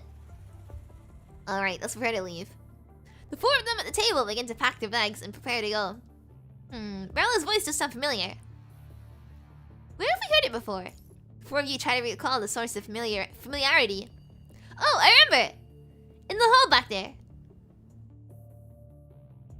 Oh wait, it's his voice in the red tide! Help. Who's there? Help me. You're right, that's definitely his voice. How can this be? Did he end up dying in the red tide? Based on the clues we just obtained, I'd be willing to bet. With a red tide as big as it is now, there's sure to be a lot more remains in it. But why were there so many people and corrupted stationed in this area? Maybe they weren't stationed here, but gathered here. Gathered here? You mean the red tide lured them here? Lured like the Pied Piper. Pied Piper. Oh yeah, this is she can explain the story. Yeah, it's nothing, just an old children's story. What's it about? Yeah, tell me, even though I already know. Just as Liv's about to explain, the four of you hear the sound of a door collapsing. Ah, it's her. A new projection emerges from the darkness. Somehow her figure is blurry, but you can still clearly see her mermaid tail. Lamia. Corrupted? Kill her! However, the construct stands a little chance against an ascendant. The construct in front is thrown across the room and he stops moving after barely any struggle. Coco, run! Our mission is to report back! Just as the commandant gives the order, the ascendant throws the human against the ceiling, and the commandant's neck snaps for the oh god! Snaps from the impact, quietly falling to the side of the room. The remaining two constructs cry out. With hesitation, they follow their commandant's last order and charge out the room in opposite directions. Why do you have to run away in different directions? Can't you make my pursuit easier? She looks at each of them, and then turns to pursue Rowler. Projection follows as Coco runs downstairs with her floating auxiliary device before hearing Rowler screaming nearby. Damn it, we don't stand a chance against this enemy! I must. Coco grabs her auxiliary device and stuffs it into a secret compartment in the corridor. She removes the keycard and destroys the furniture in the corridor with her weapon in an attempt to delay the Ascendant. Right as she stuffs the auxiliary device in the secret compartment, the projection disappears. Unable to see what happens next, you can only hear the record dialogue from the two of them. Missing something? How did you come out of... Wait, how can a cryptid like you talk? Do I really have to explain everything? Who the hell are you? That doesn't concern you. Since you're investigating under the Ascendants as the Watchful Eyes, you can't walk out of here alive. What's an Ascendant? What do you mean by their Watchful Eyes? Did you create the tide? I've been asking so many questions. I can't answer them all at once. One thing is certain. This is Providence. So the world cannot find out yet. With that, you hear the sound of an explosion. Coco screams as the stairs collapse. I accidentally said too much, but it doesn't matter. She's already dead. Speaking of that, can I just say, you know the Tori in the most recent Genshin quest? When he says that, like the already dead, it's just the way he says that is top tier. Sorry, I want to take a second to just appreciate the Tori for a second. No one's safe from Genshin. Even in the PGR streams, I'm gonna keep bringing him up. Lamia sighs and jumps down from the second floor, her scowling fading into the distance. How troublesome. Now I have to chase the other guy who ran away, but I'm sure he hasn't gotten far without injury. Did she say under their watchful eyes? If Huashi was here, I wouldn't be surprised if the Ascendant's base is nearby. That may have been why Huashi was brought here in the first place. Do you really think they're working together? What are you saying, Commandant? You mean Huashi intentionally leaked the Ascendant's location? It's possible. At that moment, your comms indicator flashes. Hey, looks like we finally reached you! Is something wrong? Yeah, we've been trying to reach you at your car's extended warranty. We've lost contact for so long, I was starting to get worried. Not to mention, we detected a large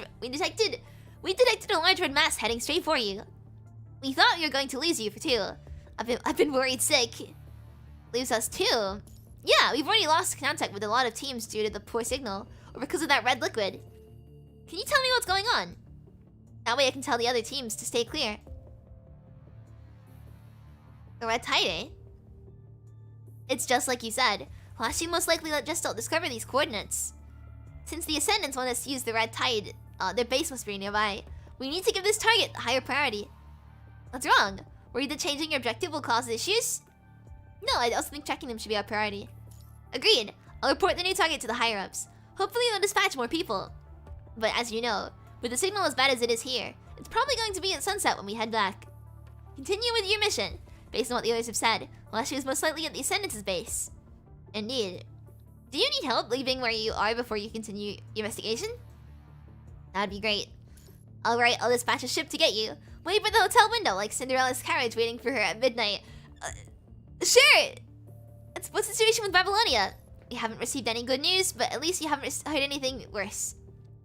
Seems like it's still roughly at the same altitude as when you first left. It's rising slowly, but it can accelerate for a while, which means that it's still in danger of being targeted from the surface. How about the others? As you know, most of the crew has descended along with you. Those that remained on board are scrambling to clean up. Regardless, this has been a slap in the face for some people. Some people? Those who got a little too complacent hiding in Babylonia. As long as matters on Earth aren't resolved, I wouldn't be surprised if this happens again. And no one can guarantee it will be so successful next time.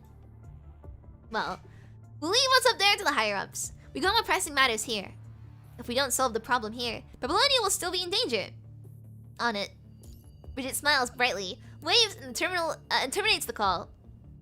Guess we need to get to work. Nice. Right. I really like Bridget. She's really cool. She's got a really nice design. We're not even like halfway through this section. So maybe like a third of the way through the overall story, I think. 142. So that's 150 out of 400, which is 15 over 40. Divided both sides by 5. 3/8 of the way there. 3/8 of the way there? No, that doesn't seem right. It's not 3/8. How am I getting that? Wait, what? 150 over 400.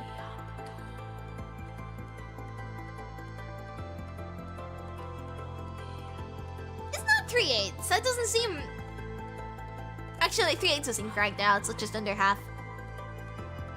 Sorry, I'm doing maths in my head. They only have a bunch of side stories and there's a bunch of that left. I'm really enjoying this so far. But I think I'll probably end... No, I don't want to end it here. Yeah, actually... I want to keep going. I want to keep going. No, wait. Should I keep going or should I split it into several streams? I think splitting it into several streams is probably better.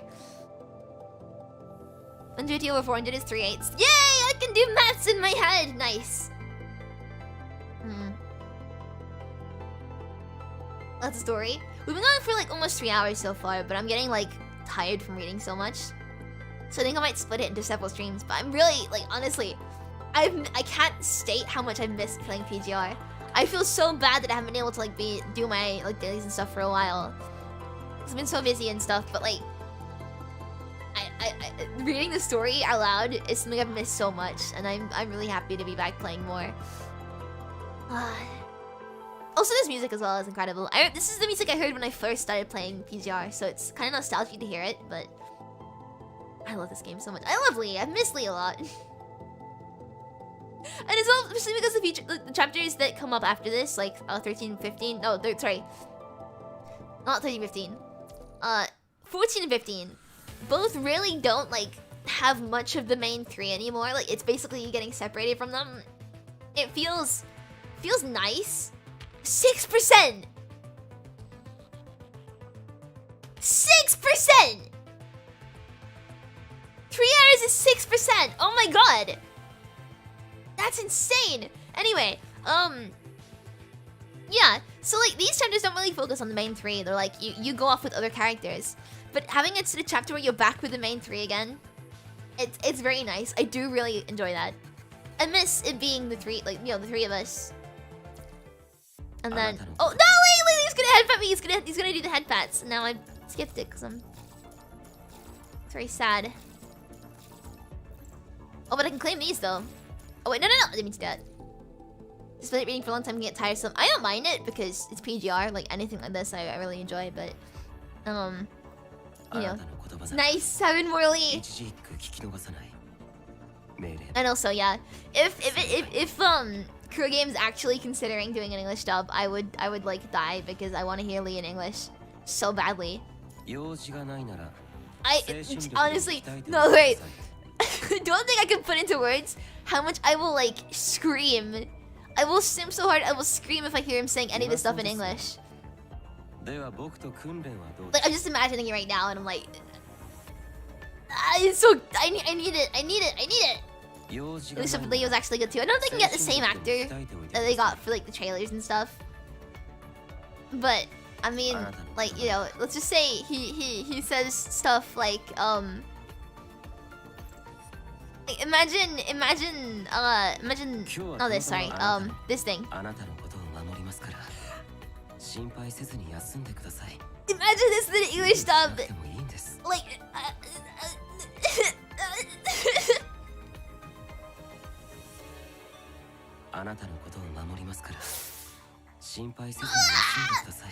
I think I would explode. I think I would actually explode if they did an English dub and